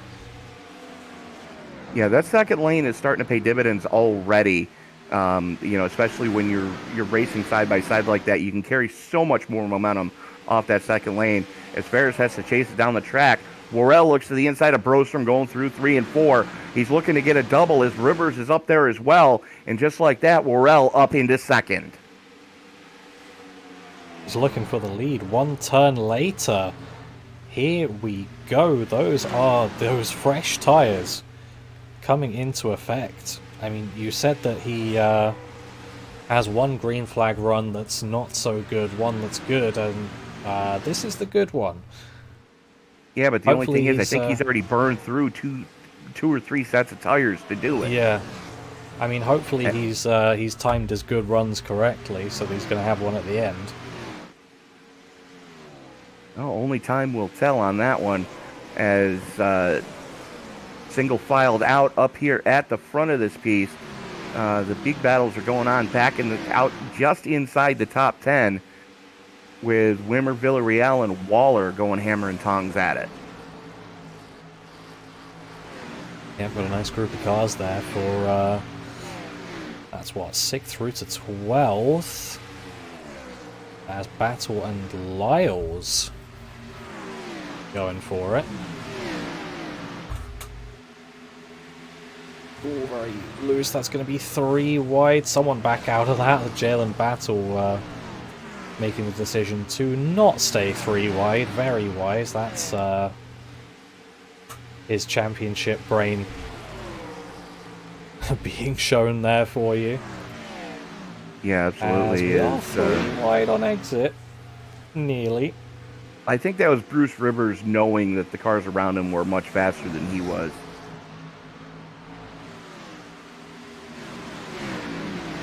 But how about this little stat right now? Penske Motorsports, 3rd, 4th, and 5th, nose to tail. Yep, very true, and another Ford in 6th, so pretty good day to drive a Ford at the moment. Yeah, but they still have a ways to go before they can catch that Toyota Orel or the Chevy of Carnes. Almost a full second to the good over 3rd place Linus Brostrom, and that gap is steadily increasing. Yep, this is very true. They've made a gap for themselves, and they are not going to be giving that one up. As Lyles and Battle still going at it. Exactly. I was going to say, someone else who's not giving up anything is Lindsey Lyles right now. Is now Jeff Wimmer working the outside of Jalen Battle. Wimmer on fresher tires. And they're 3 wide.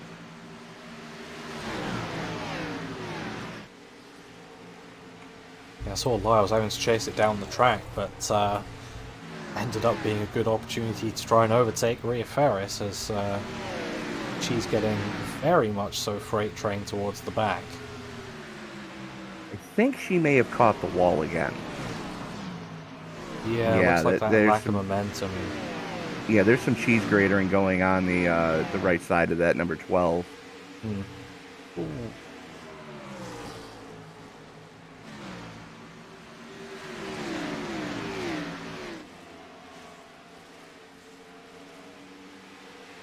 So they're definitely getting more racy here in the last 100 laps as opposed to the first 100. We're seeing more and more 3 wide action, more almost erratic movement from some of the drivers.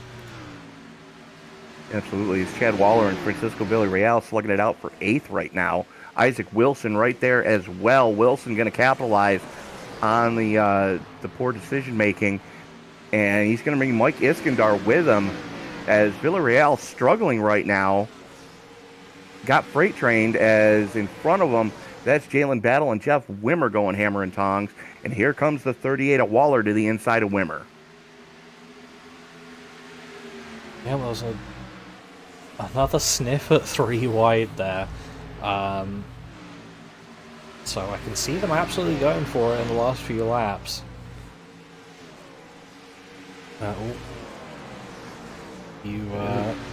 Few blinks for Waller.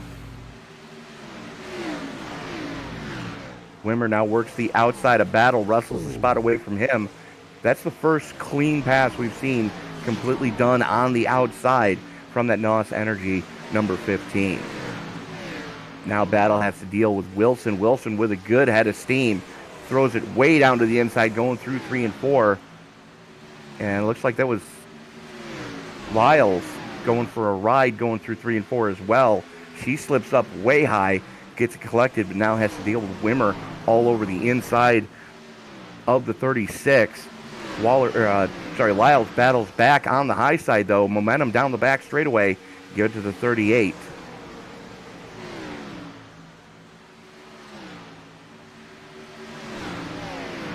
still going to be too wide. Oh, that's some wall on the exit. That's not going to help your speed, as now Isaac Wilson in the 14 coming on her inside.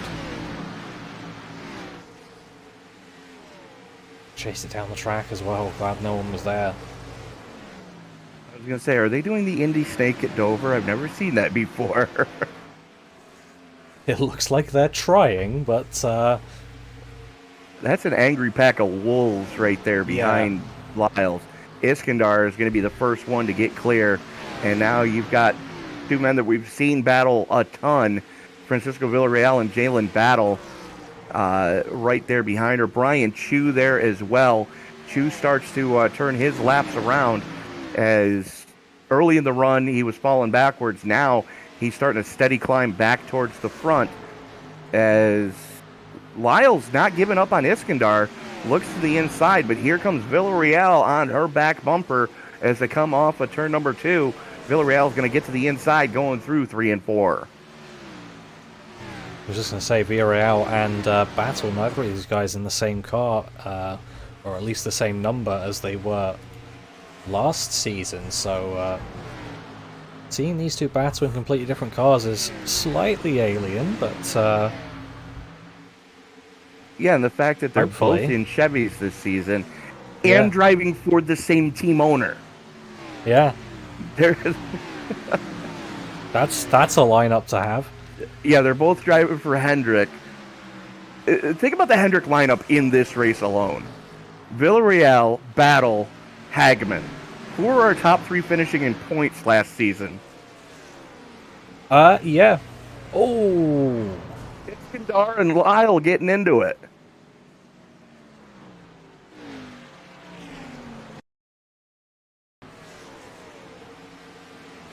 yeah, Lyle's just coming up into Iskandar.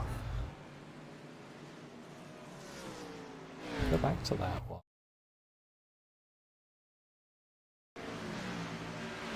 Is this the same thing? Yeah, Iskandar he had to chase it up the track and tried to chase it down the track. Unfortunately, Lyle was there.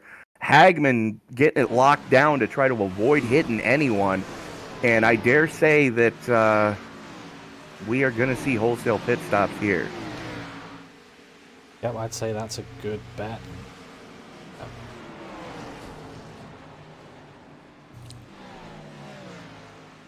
Did Hackman hit anything in that? I don't think he did. I have another I don't- look. I honestly don't think he hit anything. He Ooh, just no. got it sideways and locked it down. Just a casual drift to avoid hitting anyone into 3. That's fine. Scandinavian flick. Yeah, we'll go with that.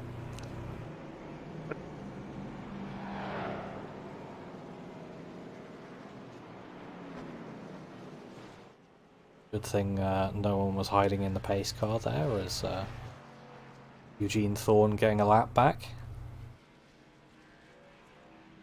Yeah, absolutely. As do have quite a few people staying out on this one. It's kind of surprising on this. As Moniak, Lyles, Chu, Iskandar, Waller, and Humphreys all stay out.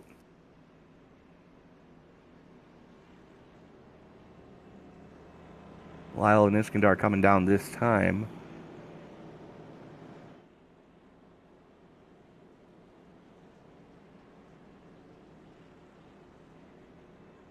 Yeah, no, a decent chunk staying out. Though I have a feeling those who did stay out, or those who didn't take tyres, Sitting ducks. are... Yeah. So best our word second for it. trivia question of the night: what major North American chocolate manufacturer has a major presence at the Dover International Speedway?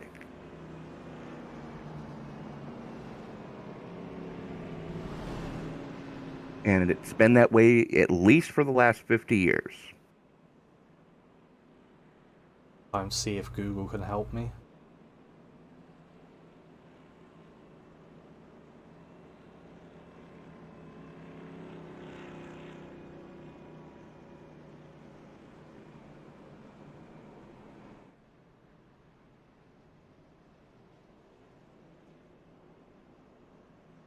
So Moniak stays out, Chu stays out, Waller stays out, Ian Humphreys stayed out, Chris Worrell is probably going to backslide considering he just took fuel only. So I don't know if he actually has another set of fresh tires on the wall for later in this piece. But I'm sure we've not seen the carnage complete yet. Yeah. I mean, I'd hope he still has some tires left, considering we've still got 60 what?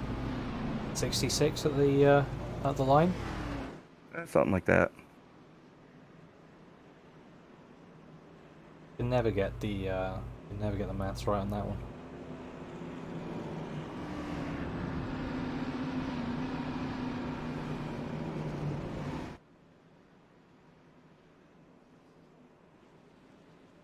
As the lights are out on the pace car, while my broadcast partner tries to work out those high-powered gazintas to find out how many laps are left in this piece. Pace car getting ready to duck on off. Moniak in the 2 is going to have the button.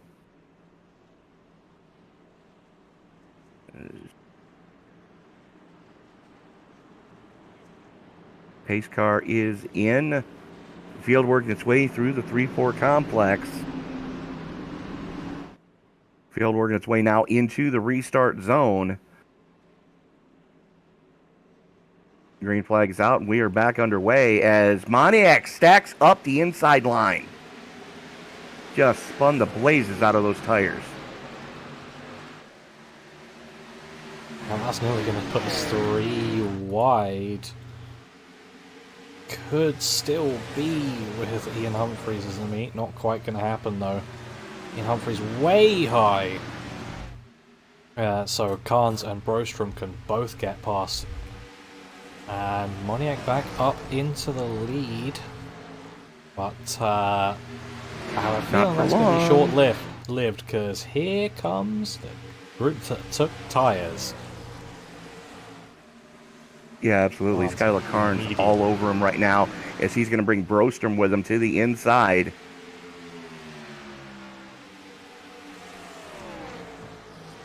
And just like that, Carnes back to the lead. Brostrom back into the top 2 for the first time since the first caution. Yeah, I'm just looking back at where Villarreal is. He's trying desperately to get through, but he's effectively stuck behind Ian Humphreys here. He's going to want to be on the inside, but he's just nowhere to get there. Now he's on the inside. Had a couple opportunities to make it 3 wide, but thought better of that. Yeah, he's a smart guy. He's not going to do that. Not yet. Still too early. Yeah, maybe with 5 to go, you'd want to risk it. Not now. You got to wonder if you're Brian Chu, if you're rethinking staying out is a good strategy, as he is now getting freight trained by those cars that did take fresh tires. Yeah, I mean, we've seen it before and we'll see it again. This is what happens if you're at the front and you haven't taken tyres and everyone else has. But Carnes and Brostrom getting through the pack much quicker than the rest. Managed to get a 3-second gap to, I assume it's going to be Jeff Weimer. Weimer and Morrell throwing haymakers at each other right now. Here comes Villarreal. Villarreal and Weimer did take tires. Worrell did not. So 4 of your top 5 on fresh shoes.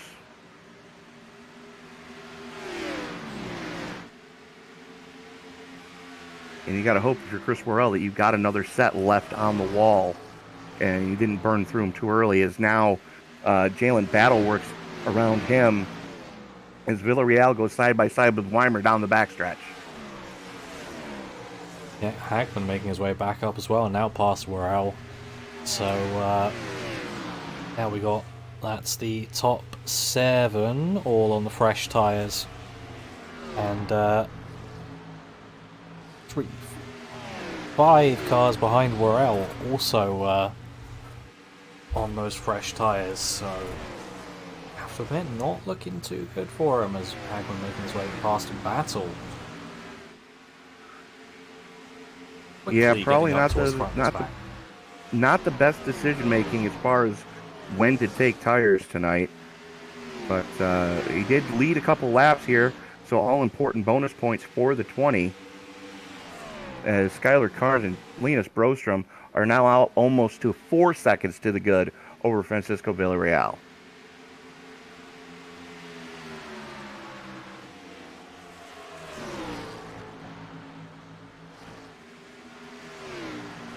Hagman working the inside of Weimer right now for 4th place. And here comes Battle to go with him. So the 200 cars working well together right now to weave their way through the field.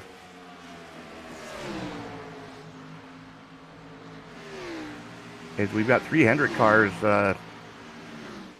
trying to make some headway here with Villarreal, Hagman, and Battle. Battle, though, getting hung up behind Weimer. I don't think hung up's the correct word. There was a bit of contact in there, and Battle having to save that one. Just getting a bit high into Weimer, or Weimer coming down. Not sure which way that one went, but now Marcus Hagman is on the chase to try and get to Francisco Villarreal, who's a second ahead of him, and 3.5 seconds in front of them are the 2 leaders. Then, of course, is the 47 of Carnes and the 22 of Linus Brostrom, the only 2 men that have led the point standings all season this season.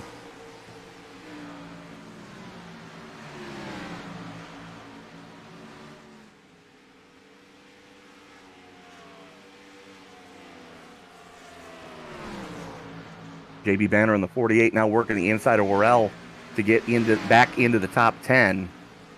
Worrell's continuing his backslide as now he has to deal with Derek Cook in the 4.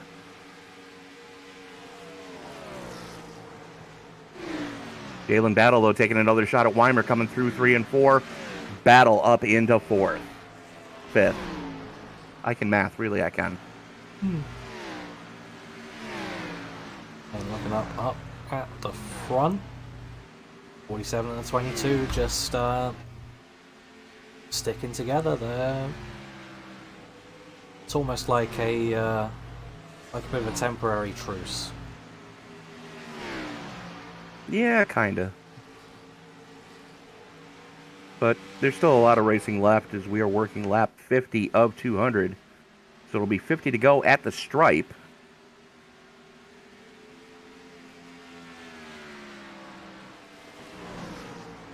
Back, Derek Cook trying to make his way past JB Banner. Yeah, that's going to work out for him on the outside, 4 and 48.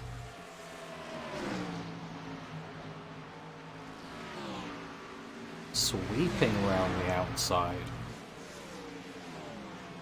A lovely move. It had a seam there for the 4. As JB Banner kind of continuing to backslide here. Might have a little bit more damage than he thought on the 48, as he did spend an extended amount of time on pit road under that last caution.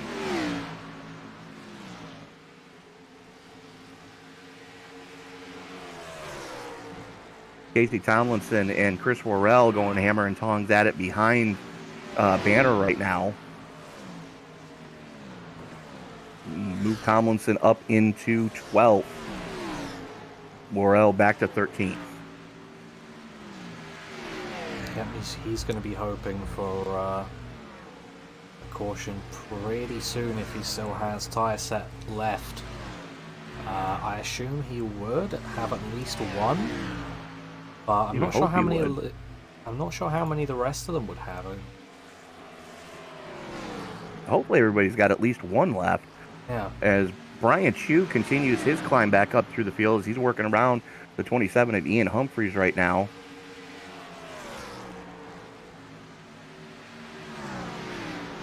Yeah, And right about now, most people quite spread out. Casey Tomlinson right to the inside wall. So something happening coming off of 4. A bit of that wind not doing him too well. From the looks of the quarter panel on that car, he got into the wall and probably was wind aided on the previous lap.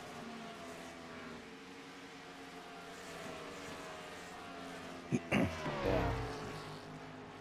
Skylar Carnes starting to show some dominance right now as he's about a full second to the good over second place, Linus Brostrom.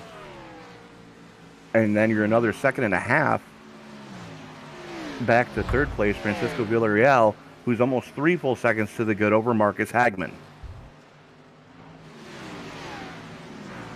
Kristen Rivers here trying to get past Rhea Ferris for 8th place.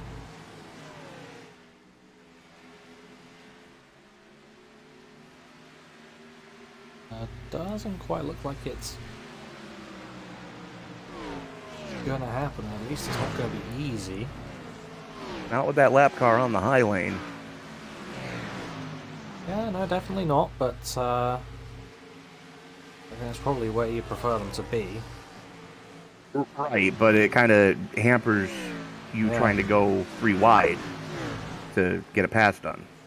Yeah, definitely. But at least they're sticking one side or another. We had a few bits at Talladega where there was some lap car confusion. Very questionable moves at Dega last week.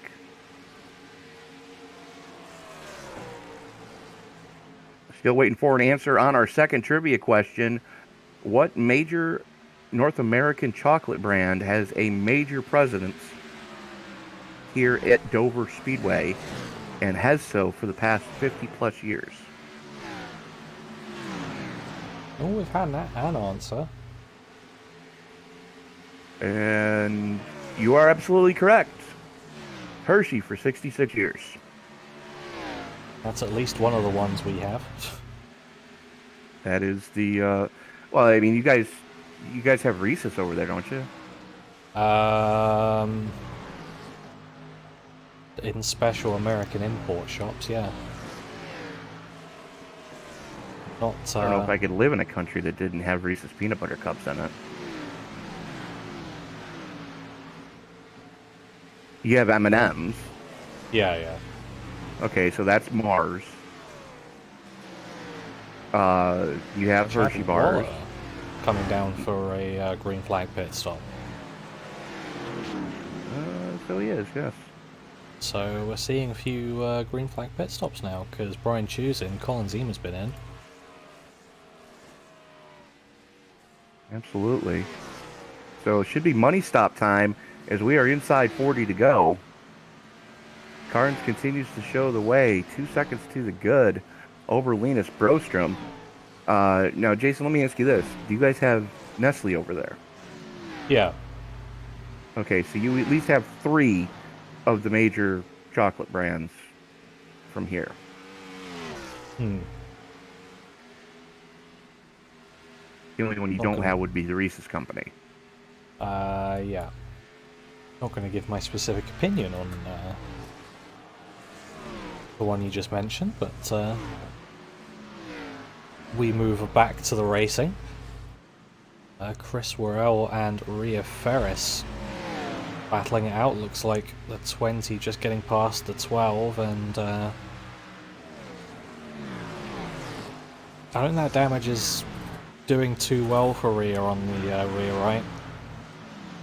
Yeah, it's definitely not doing her any Sure, favors. not going to help. Definitely not doing her any favors right now. And you got to wonder who in your top 5 is going to be the first one to blink to get the money stop in.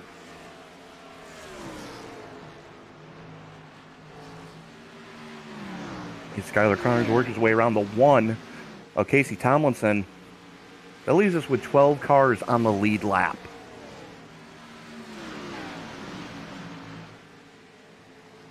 That's incredible. Yeah, I mean,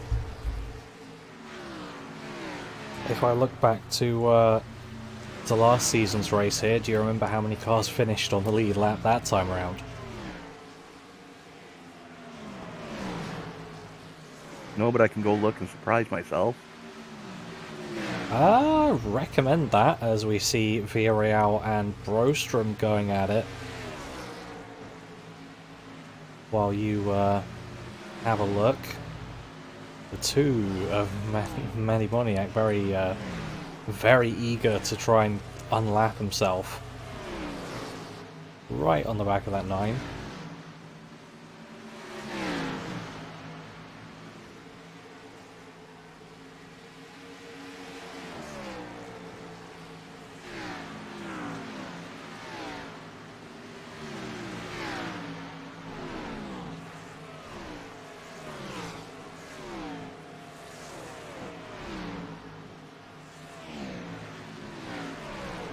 Jalen Battle and Marcus Hagman here. Battle going down the inside of Hagman. Really? Yeah. I think I remember this one actually. It was quite a... I never would have guessed it would have only been 4. Yeah, I'm pretty sure it was quite the incident fest. Yeah, you're right. Yeah, 14 cautions. Yeah. Yeah. All right then.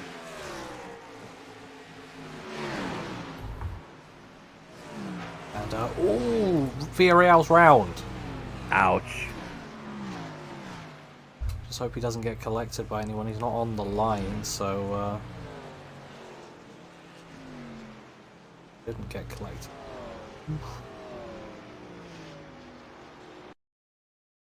How that happened. Looks like there may have been contact with him and Brian Chu.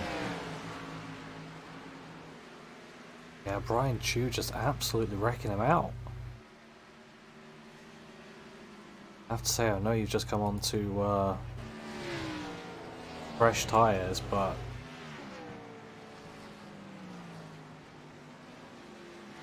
you've got to be mindful when you're around leaders, and especially if they're on older tyres than you, that they might be slower through the corners.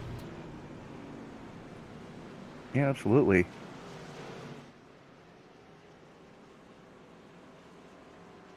And I would not want to be on the receiving end of whatever radio message that's come out of that 9 car. Because there probably was one, and it probably wasn't very nice.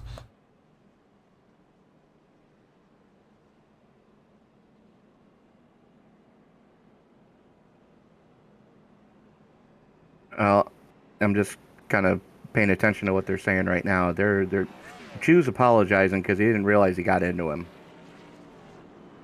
Okay.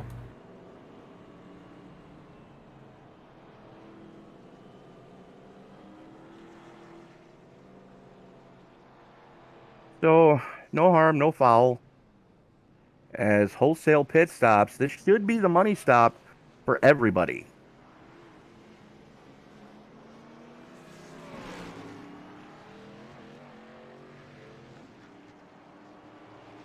And it looks like there's our answer.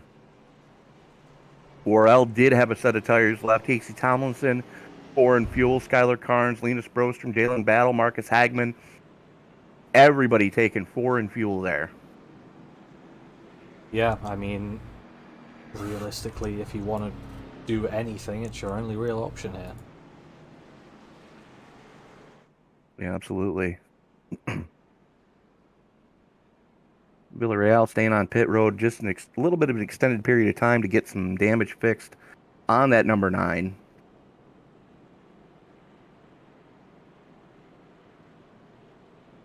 Skylar Carnes winning the battle off pit road, it looks like.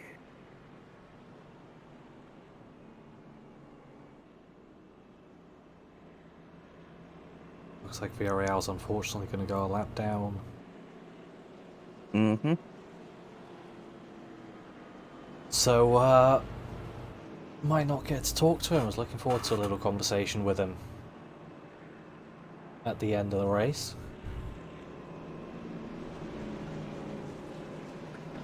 Yep. Yeah, I mean, it was good to see him back. It's just Yeah. bad to see him have the luck that he's been having tonight. Got caught up in that one there, and a little too late to really do anything with it at this point. And Yeah, we I have a mean, ton of wave around cars from those who had just come down to get their final services done, looking to get back on the lead lap here. And they should be getting the wave this time by as the light's getting ready to go out on the pace car.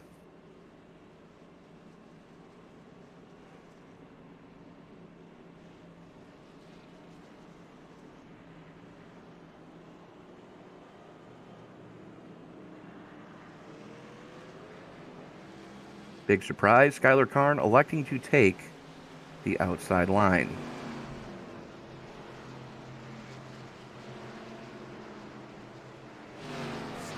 As they extend the caution one more lap to make sure that the wave around cars can get back in line.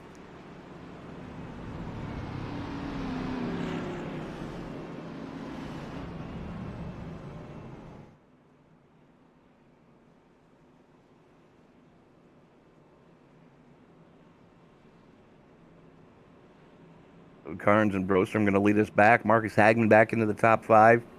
Jalen Battle back into the top 5. Isaac Wilson, Jeff Wimmer, Bruce Rivers, Chris Worrell, Derek Cook, and Rhea Ferris rounding out your top 10. 12 cars left on the lead lap. The cars rounding out the lead lap are J.D. Banner and Casey Tomlinson.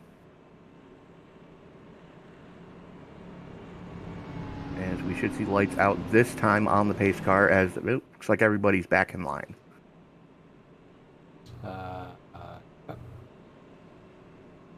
Apart from whoever that was just sat on the inside. The 23 of Eugene Thorne.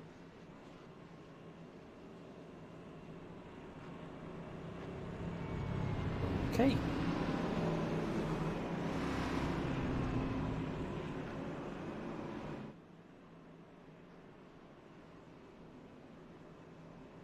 Here we go once more with feeling.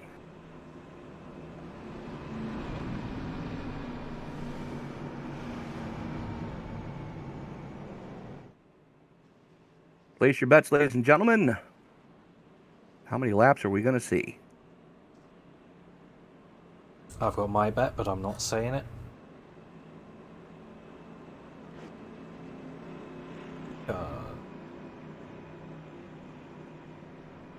That's what we call a commentator's curse, but coming around now, pace car just gonna dip down onto pit road.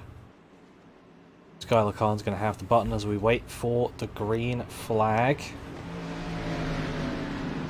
Pretty late here. Keep waiting. There it is. Ooh, spinning the tyres there, Skylar Khan's. See that from the wiggle. Linus Brostrom managing to get straight past Jalen Battle, following directly, trying to get through. Like he might do it.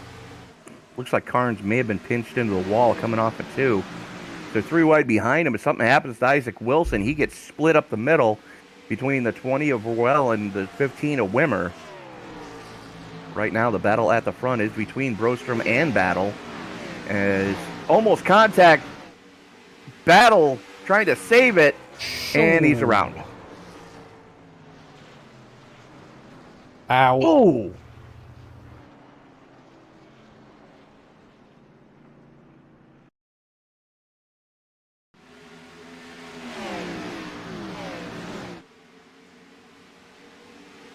Battle was doing everything he could to try to stay off of Linus Brostrom, and he just pushing it slightly too hard.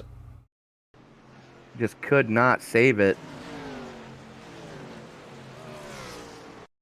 And then to add insult to injury, the 18 just blasts him. Yeah, I don't know why. Looks like the 18's car was off and he was just sitting on the inside for a bit. That's what you Just- call, Seems to go through him. well... Okay, now that's funny. What?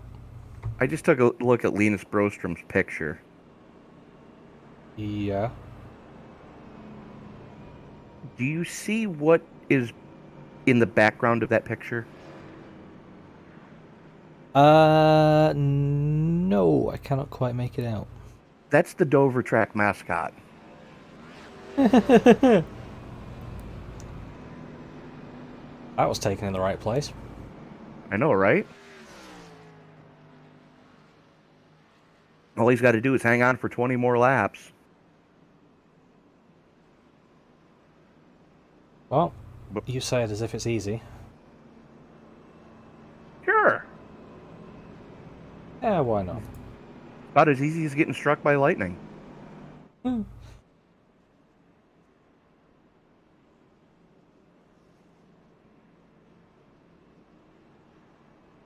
Hey, Jason, there's a storm coming. You want to go fly kites with me?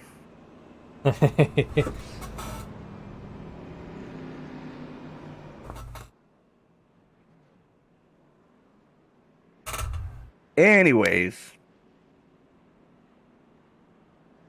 So Skylar Carnes right now in a Norwegian sandwich. As he's got Brostrom in front of him. Marcus Hagman behind him. But pretty decent mix of cars up here at the front of this up at the front of this piece. We've got Linus Brostrom's Ford, the Chevy of Carnes, the Chevy of Hagman, the Toyota of Borel, the Chevy of Wimmer, then the Fords of Wilson and Cook. So pretty decent mix at the front of this race here. Those of you just watching or just joining us, you are watching the iSNF Cup Series, first state 200 from Dover. Jason Sawford, Tony Trapasso up in the booth with you tonight as we are under caution number 9 with 19 laps to go currently. We should get the green on 17 to go. Linus Brostrom showing the way. Skylar Carnes sitting in second.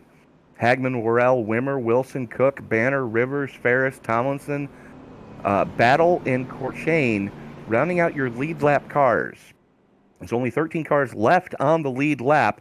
The latest caution is for Jalen Battle with a one-car spin and then collecting the 18 on the back straightaway.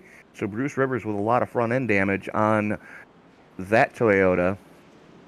As the lights do go out on the pace car, Brostrom electing to take the outside lane.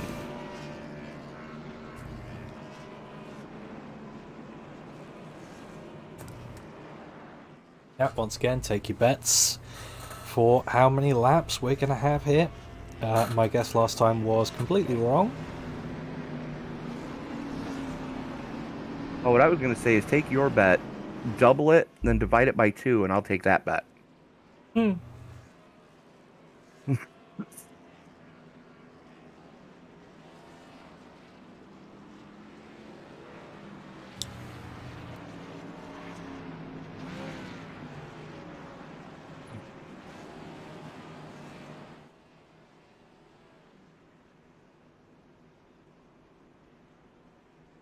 As the pace car peels on off in the middle of 3 and 4, Brostrom going to have the button as the field works its way off of turn number 2.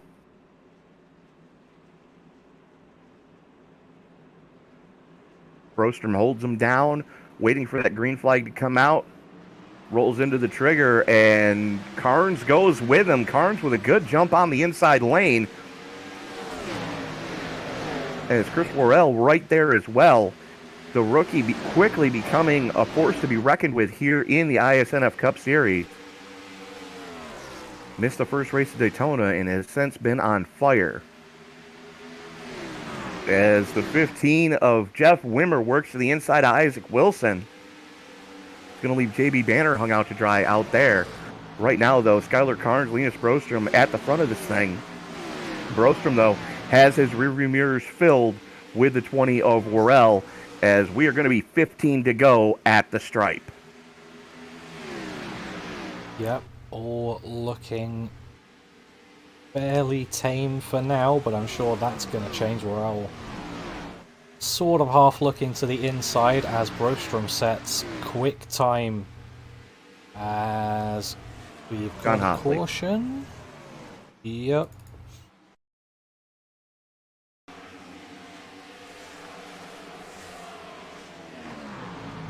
As that's Chu getting into hot. Yep.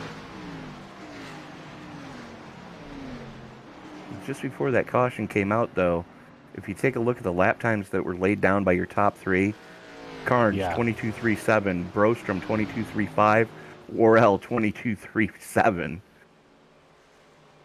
Tell me there's not a lot of racing left to do, as we are 10 to go currently. Sorry, 15 to go. Yeah.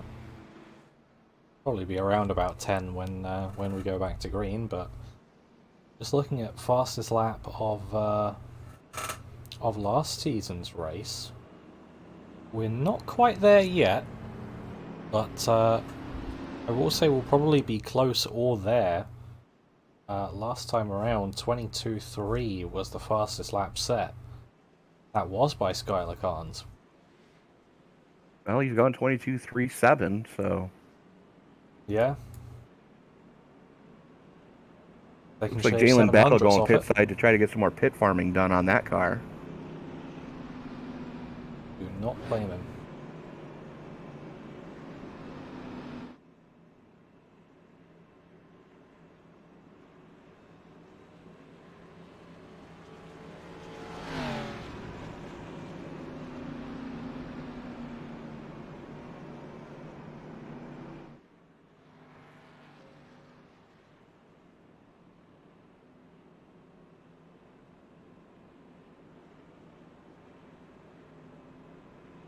So Skylar Carnes going to lead us back to green, as lights should be going out on the pace car this time by. The question is, which lane is he going to choose? Because that has been the biggest factor all night long. He's been choosing outside most of the time. I think outside's been working for him. It has, except when it hasn't. Yeah. The question is, does he want to pick up Linus Brostrom, or does he want to pick up Chris Worrell, as the lights are still on the pace car? Huh. Well, it looked like we were forming up there. It did look like we were forming up. The lights are still on the pace car, so it looks like we are going to get a 10-lap shootout here. Yeah, whether or not we stay four green are for all formed. 10 laps. Well, we went to overtime last time we were here, so... We've done overtime quite a bit when we've come here. yeah, see if that's the case this time as well.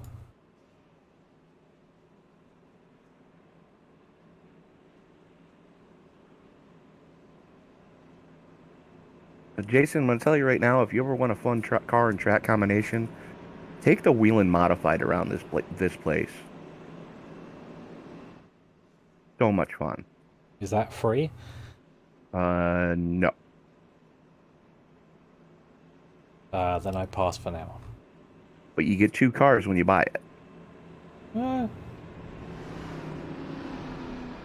We'll see, we'll see. All right. The lights should be going out this time as the field works its way down the back straightaway. Yep. So we are going to have a 10-lap shootout here. Carnes, Brostrom, Worrell, Hagman, Wimmer, your top 5.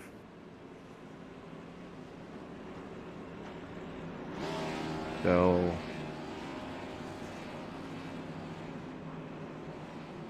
we are just on pins and needles as we get into the closing laps of the first state 200 here from Dover, Delaware. Esports Broadcasting Network's iSNF Cup Series on a Sunday night. Second race in the quadruple header tonight as the fired up Esports League, I believe, just got underway for their race. over on our sister broadcast. And then the nightcap will be Sunday Night NASCAR.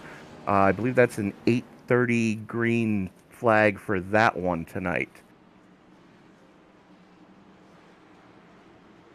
Do need to thank our friends over at Premier Racing Setups for helping bring you all the action, cover to cover here from Dover.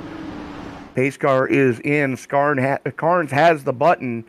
A little bit of separation. Worrell looking to get a jump. The green flag comes out. And just like that, Skylar Carnes with about a car length to the good over Linus Brostrom. Chris Worrell with a head of steam coming through 1 and 2. Going to get the slingshot down the back straightaway. Carnes cuts him off to cover the inside. Worrell looks to the inside, though, through 3 and 4. Side by side, off of 2. The battle for the lead rages on. We are 9 to go. Brostrom now with Worrell on that inside lane.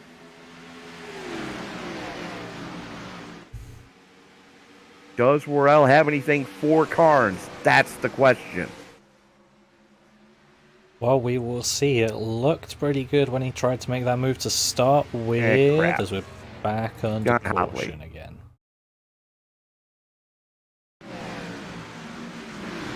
Uh,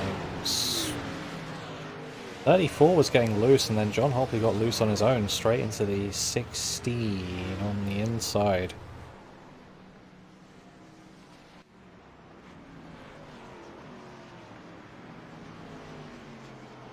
Okay, then. Not the night Jake Banner was hoping for. No, but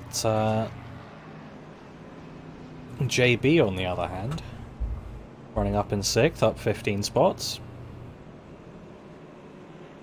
Great run so far. Yeah, absolutely. As I believe Rhea told us during the pre-race, they're twins. Yeah, I think I remember that as well. And I believe we can tell which one has more experience in a Gen 6 car.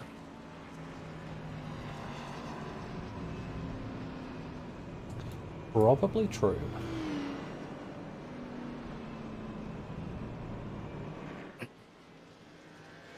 So hopefully we have a quick caution here. As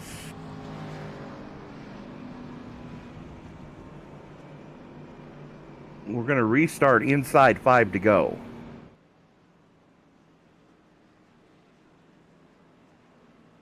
So yes or no, place your bets in the live chat. Are we going into overtime tonight?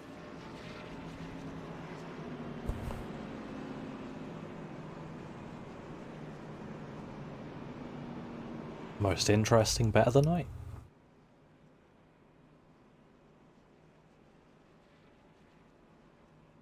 Let's find out.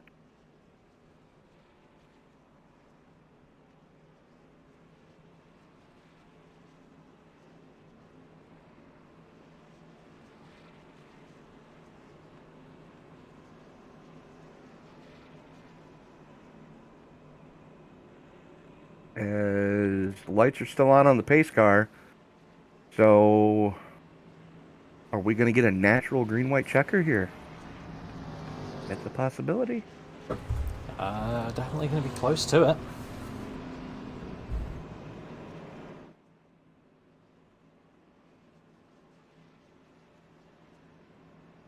It looks like pretty much everybody that had their last set of tires to put on has already put them on. The good news is we now have 15 cars on the lead lap.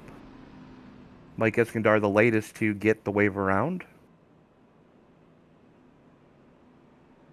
So Skylar Carnes, Chris Worrell, Linus Brostrom, Marcus Hagman, Jeff Wimmer, JB Banner, Isaac Wilson, Derek Cook, Rhea Ferris, and Bruce Rivers running out your top 10. Jalen Battle, Casey Tomlinson, Dave Corshane, Emily Fergrill, and Mike Iskandar rounding out your lead lap cars in 15th.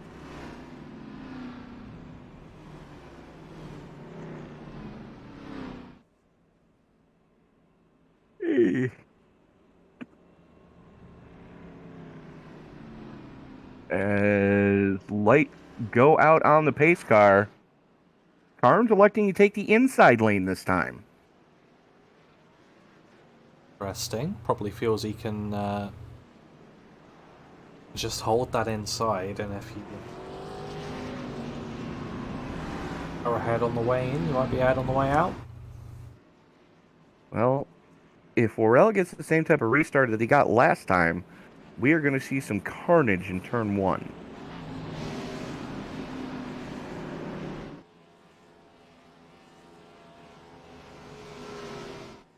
As we are about to find out, as we are going to restart with 4 laps to go. What a race we have seen so far, Jason. And I don't think we're done yet. I think we're going into overtime before all is said and done. Well, we will have to see, but just coming through now, pace car is off, coming on the run to the green flag. See both the 20 and the 47 raring to go. They are ready, we are ready. Here we go, green flag, 4 to go. Contact already! And they're not done yet. As Worrell leaning Whoa! up. Oh, man. That's the big one. Yep, and that's what we were talking about all night, that if things pop off at the front of this thing, Worrell was trying to pinch Carnes down coming off a 2, and it did not work out for him at all. And we're into a radio broadcast. I've had my iRacing issue. Okay. So Worrell gets into the outside wall, comes down, tags Linus Brostrom, and then it's a chain reaction behind him as the 22 gets a piece of it. The 00 catches a piece of it. The 38, the 27 race car to the face. The 17 race car to the face. The 18, say it with me, folks, race car to the face. Total carnage right there. And so yeah, we're going into overtime.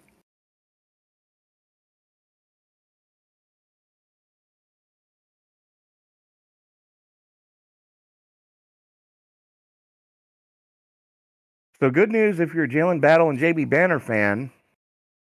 Those 2 drivers are now back into the top 5. Jeff Wimmer currently sitting in 3rd. So good run out of Jeff. 17 from where he started. JB Banner plus 17 from where he started, currently sitting in 4th. Biggest mover right now, though, is Dave Corshane's in the 7, up 22. Rhea Ferris is up 17. Although she is missing the front of her car, and it's kind of looking like a pavement modified right now. And we're only getting 1 crack at a green-white checker here tonight. Now, for those of you unfamiliar with the green-white checker rules, what's going to happen is the field's going to take the green flag as normal. The leader has to come around and cross the start-finish line to accept the white flag for us to race back to the checker. If the leader doesn't get to the start-finish line, race over, field frozen, we're done. And I have loaded back in. Welcome just home. in time. Welcome home, Sanitarium.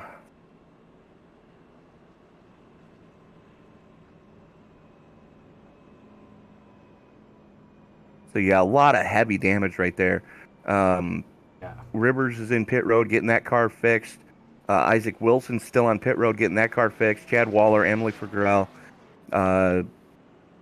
Colin Zimmer still trying to get that car fixed.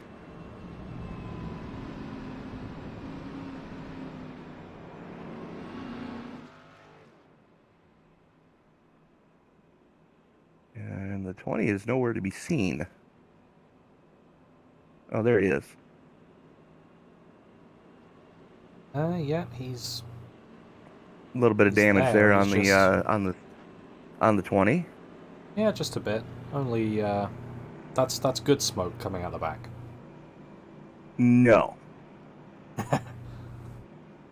That's, That car it's is fine.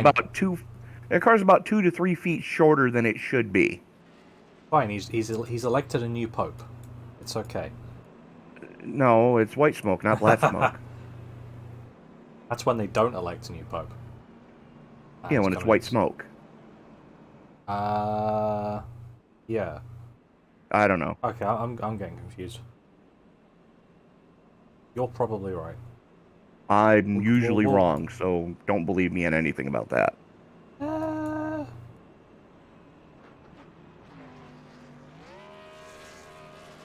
I ever tell you about the time I got in trouble when I was working down in North Carolina? Probably not.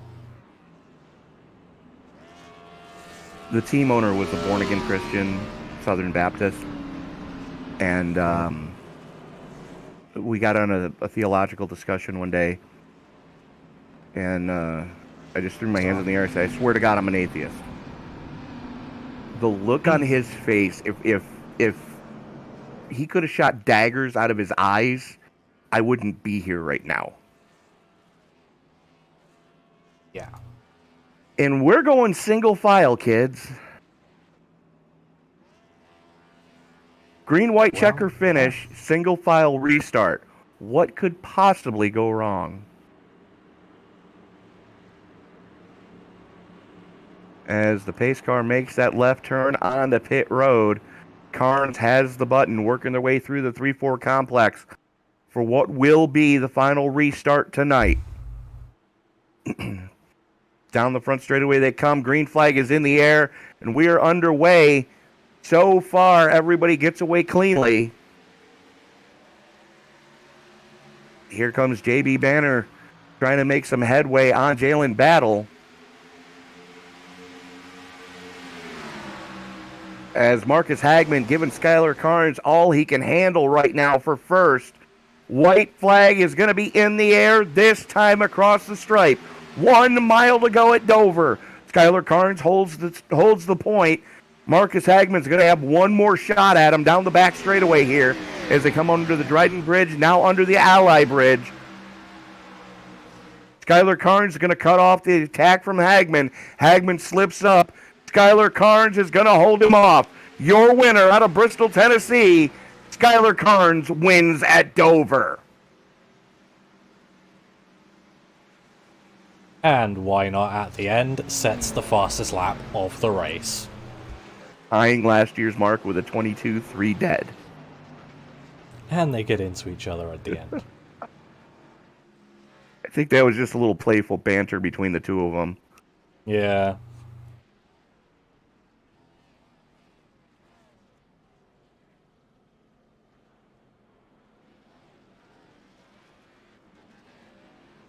We knew it was going to go into overtime. I didn't think it was going to be that exciting, though. As Hagman hanging on for second. Jeff Weimer in the 15. His best finish in a long time. Coming home in third. With that one. Just trying to find our drivers now.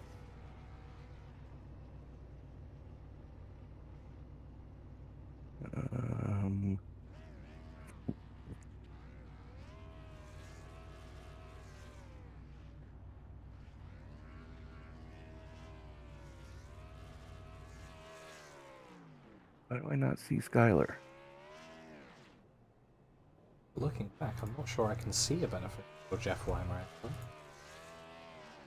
Oh, it says he's got one career win. Okay.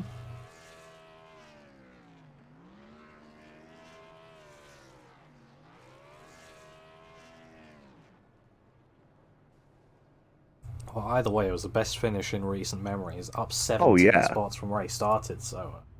Oh, yeah, I mean, it was a great finish, regardless of how you look at it. But I don't see... Skylar's not in Discord. Yeah, he is. He is? Yep. I'll bring him up. Oh, there he is. I see him now. As we are going to go to the man of the hour, driver of the number 47, Skylar Carnes. Congratulations. Oh, thank you, man. Oh my God, that was a bounce back from last season's Dover when I went 5 laps down due to internet issues. Well, there were definitely a few pucker moments in Code Browns towards the closing laps of that race. Talk us through what happened to bring out the green-white checker.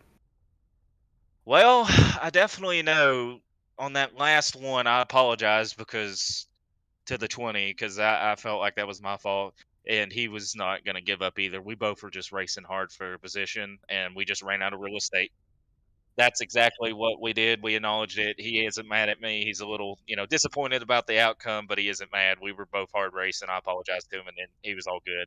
He accidentally turned me at Martinsville, and he apologized to me too. 20, he's one heck of a racer. He was stupid fast all night, and I was worried about him uh, restarting on, either on the inside or the outside of me because none of us were going to lift one bit, and he was fast all night, and I could have seen the 22 20 or I winning that race.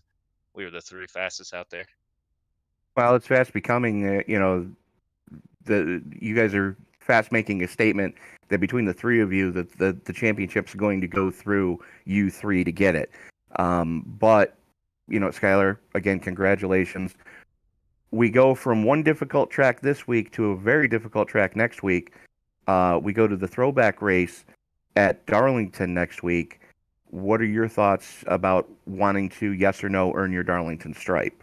Well, as you can tell, I mean, Bristol was my home track, and I can rip that Highline. So that Darlington Highline, I'm ready to rip. I love Highline tracks. I can make the Highline low lane work. You give it to me, I will find a way to make it stick. So Darlington, I really love. I really enjoy. It's fast paced. It's going to be more of a race of attrition at the beginning, and then it's going to come down to who has the speed out of the cars that are left standing. So we're definitely going to be worrying about that, and then trying to get that going on. I definitely can't wait, to be honest with you. Darlington's going to be one of the funnest races that I'm going to be doing. Care to let us in on the scheme you're going to be running next week? Out of all the schemes, I will still be looking. I'll probably get with Rhea because she knows for sure what schemes the 47 has ran for throwbacks, and I'll try to find something. Well, that's definitely a good one. Don't go anywhere because I got an idea for you. Sounds good. I'm just going to put you back down here. Congratulations, Skylar, but who do you need to thank before we turn you loose? I definitely want to thank my friends Joel Musa, Kimberly, Phil, all my friends over in the SCP Foundation of VR chat, my friends over in the No Toad Racing League, you all for putting on another amazing broadcast, my teammates over in Motorsports, the 20 car. I wish that we didn't have the finish we did. I wish we could have been racing bumper to bumper all the way to the end. Sadly, same thing with Linus. He got caught up in that wreck, so I feel bad too. But other than that, that's all I need to thank. All right, Skylar Carnes, congratulations on the victory here at Dover. Best of luck to you next week at Darlington. Thank you, thank you. And Jason, I believe you have the world's fastest Swede with you now. Yeah. Hello. Congratulations on the second place. How do you think it went overall? Well, let me first tell you, I got some damage pretty early. Was avoiding, I don't remember who spun and hit the wall. It was like 20 seconds or so damage, so I got that fixed, and then tried to come from the back, which is quite hard. And tire management is the key. So saving tires and going fast at the same time is not that easy. But I mean, second place at the end is more than I actually hoped for. So yeah, I'm happy. Yeah, it's really was an interesting race, but looking forward to Darlington. How are you feeling for that? And do you have any ideas on your paint scheme? Yes, I have an idea. It's a little hidden tribute to Tony, actually. So, because Tony is not Trapasso, but another Tony, but Tony is Tony. So, yeah, I have an idea. And how do you think it's going to Why go am I for you? suddenly scared?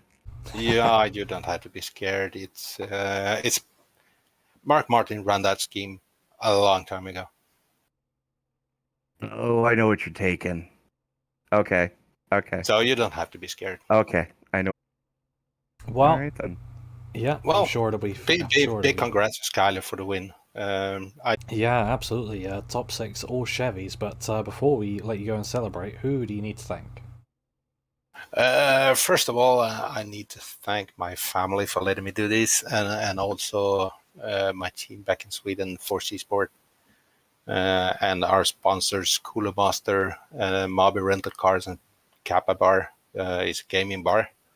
And you guys for broadcasting, you're doing a hell of a job as usual, and everybody who make this series possible. Um, it's a serious series, and I mean it's fun to race here. Yeah, well, congratulations, and we'll let you celebrate and or get to bed. Luckily, it's an hour earlier this week. Yeah. Thank you, daylight saving. Yeah, and Yeah, have a nice evening, guys. yeah, you too. Take care, Marcus. Well, Jason, we got another one in the books as Dover never ceases to amaze me with the carnage that it can inflict. Yeah, absolutely. It was a great race, and I think it was a bit cleaner than the one we had last season, which is good. Yeah, only But, 12 cautions this time. So if you bet the Yeah. under when Rhea Ferris put it at 14 tonight, you I win. think she said 17, I think. I think, yeah, she did say 17, but I believe we only had like 12. So, Yeah, sounds about right. but yeah, that is going to do it for us from Dover. Be sure to click on over to the sister broadcasts that are going on right now with the Fired Up Esports League as they are in the next round of their championship. And just starting right now, yeah, Fired Up Esports round 9 at Texas. That started about an hour ago. And starting in about 2 minutes is Sunday Night NASCAR round 5 from Hot Atlanta. Be sure to join us tomorrow night for the CleanRacing.net Truck Series round 8 from Atlanta and the Rowdy Energy Cup Series round 5 from Atlanta as well. So, for Mr. Jason Sawford, this is Tony Japassa reminding you, ladies and gentlemen, that as you walk down the road of life, please